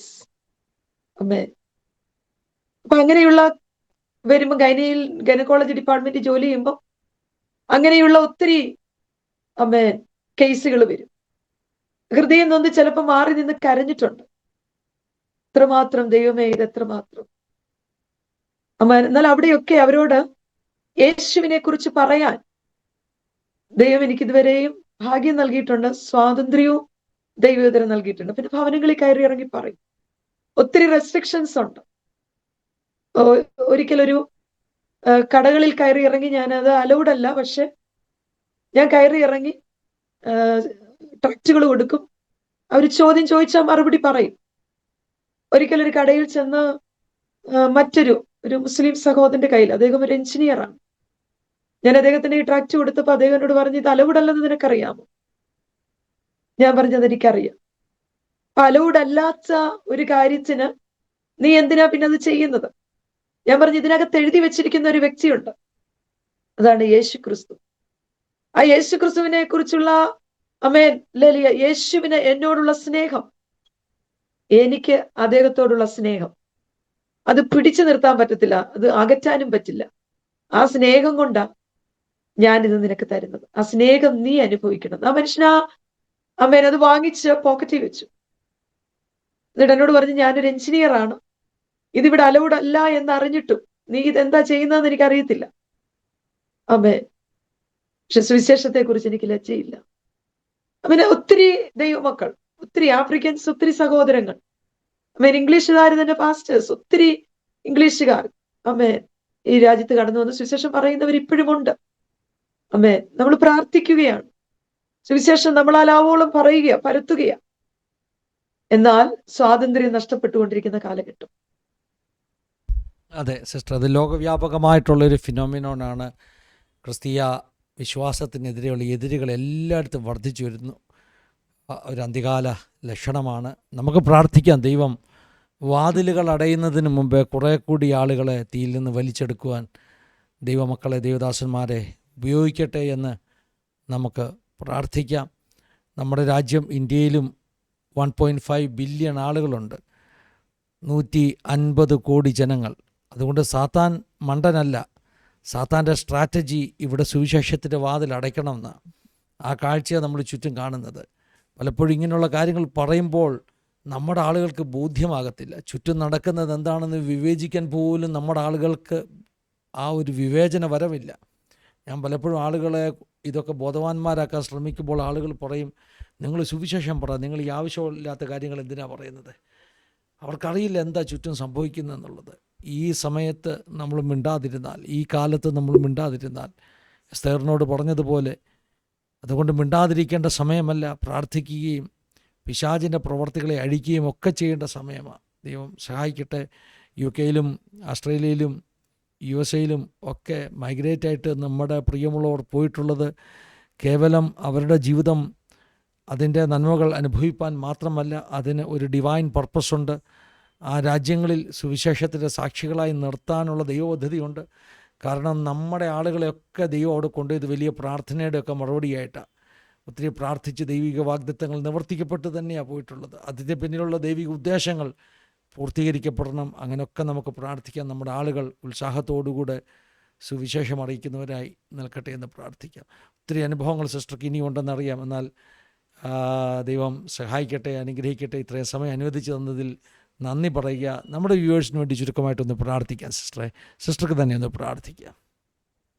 പരിശുദ്ധനായ ഞങ്ങളുടെ നല്ല ദൈവമേ, നല്ല കർത്താവേ, അനുഗ്രഹീത നല്ല സമയത്തിനായി ദൈവത്തിന് നന്ദി പറയുന്നു.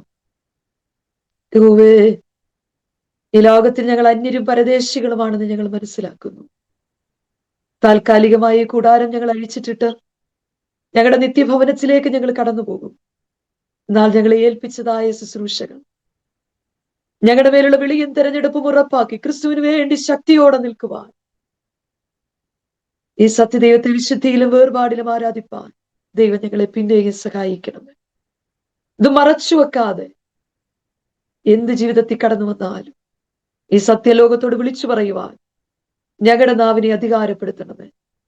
കർത്താവേ, അങ്ങയുടെ അഭിഷക്തനായി, അങ്ങയുടെ അഭിഷക്തയ്ക്കായി, കുടുംബത്തിനായി, ഈ പ്രവർത്തനങ്ങൾക്ക് വേണ്ടി ഞാൻ പ്രാർത്ഥിക്കുന്നു. ലോകത്തിന്റെ വിവിധ രാജ്യങ്ങളിലേക്ക് കടന്നു ചെല്ലുന്ന ഈ സത്യസുവിശേഷവും അനുഭവങ്ങളും ദൈവമേ തന്റെ ജനം തീരുമാനത്തോടെടുത്ത അമേൻ ലലിയ ഈ പ്രവർത്തനങ്ങൾ, ഈ തീരുമാനത്തെ ദൈവം പിന്നെയും ആദരിക്കണമേ. ഇത് കാണുന്നവർ, ഇത് കേൾക്കുന്നവർ, ലോകത്തിന്റെ ഏതൊക്കെ കോണുകളിൽ നിന്ന് ഇത് കേൾക്കുന്നുവോ, അനേക പാപികൾ മാനസാന്തരപ്പെടുവാൻ, അനേക രോഗികൾ സൗഖ്യമാകുവാൻ, അനേക പിന്മാറ്റക്കാരൻ മടങ്ങി വരുവാൻ ദൈവം സഹായിക്കണമേ. ഈ ചാനലിലൂടെ പുറത്തു പോകുന്ന സുവിശേഷങ്ങൾ, ദൈവത്തിന്റെ വിടുതലിന്റെ അമേൻ അല്ലല്ലേ സന്ദേശങ്ങൾ, കൂട്ടമാനസാന്തരങ്ങൾക്ക്, കൂട്ടസ്നാനങ്ങൾക്ക് മുഖാന്തരമാക്കി തീർക്കണമേ. ഞങ്ങളുടെ കർത്താവ് അങ്ങനെ തന്നെ ചെയ്യുമെന്ന് ഞങ്ങൾ വിശ്വസിക്കുന്നു. തന്റെ ജനത്തെ അനുഗ്രഹിക്കണം. പ്രാർത്ഥന കേൾക്കണം യേശു ക്രിസ്തുവിൻ നാമത്തിൽ തന്നെ. ആമേൻ, ആമേൻ, ആമേൻ. പിതാവ്, പുത്ര, പരിശുദ്ധാത്മാവാകുന്ന ത്രിയേക ദൈവത്തിൻ്റെ കൂട്ടായ്മ, സഹവാസം, കാവൽ നമ്മെല്ലാവരുടെ പേരിലും പ്രത്യേകമായി നമ്മുടെ നടുവിൽ കടന്നു വന്ന ജീവിതാനുഭവങ്ങൾ പങ്കുവെച്ച പ്രിയ ഷൈനി സിസ്റ്റർ മേൽ, തൻ്റെ കുടുംബത്തിന് മേൽ, ശുശ്രൂഷകളുടെ മേൽ ഇന്നു മുതൽ എപ്പോഴും എന്നേക്കും ഉണ്ടായിരിക്കുമാറാകട്ടെ. Amen, amen. Thank you sister. ഒരു പ്രാവശ്യം നന്ദി പറയുന്നു. ഇത്രയും സമയങ്ങൾ ജീവിതാനുഭവങ്ങളൊക്കെ പങ്കുവച്ചതിൽ വളരെ അനുഗ്രഹിക്കപ്പെട്ട ഒരു സെഷനായിരുന്നു. കർത്താവ് സഹായിക്കട്ടെ, അനുഗ്രഹിക്കട്ടെ, ഇനിയും അനേകർക്ക് അനുഗ്രഹമാക്കി ഉപയോഗിക്കട്ടെ എന്ന് ഞങ്ങളും പ്രാർത്ഥിക്കുന്നു. സ്തോത്രം.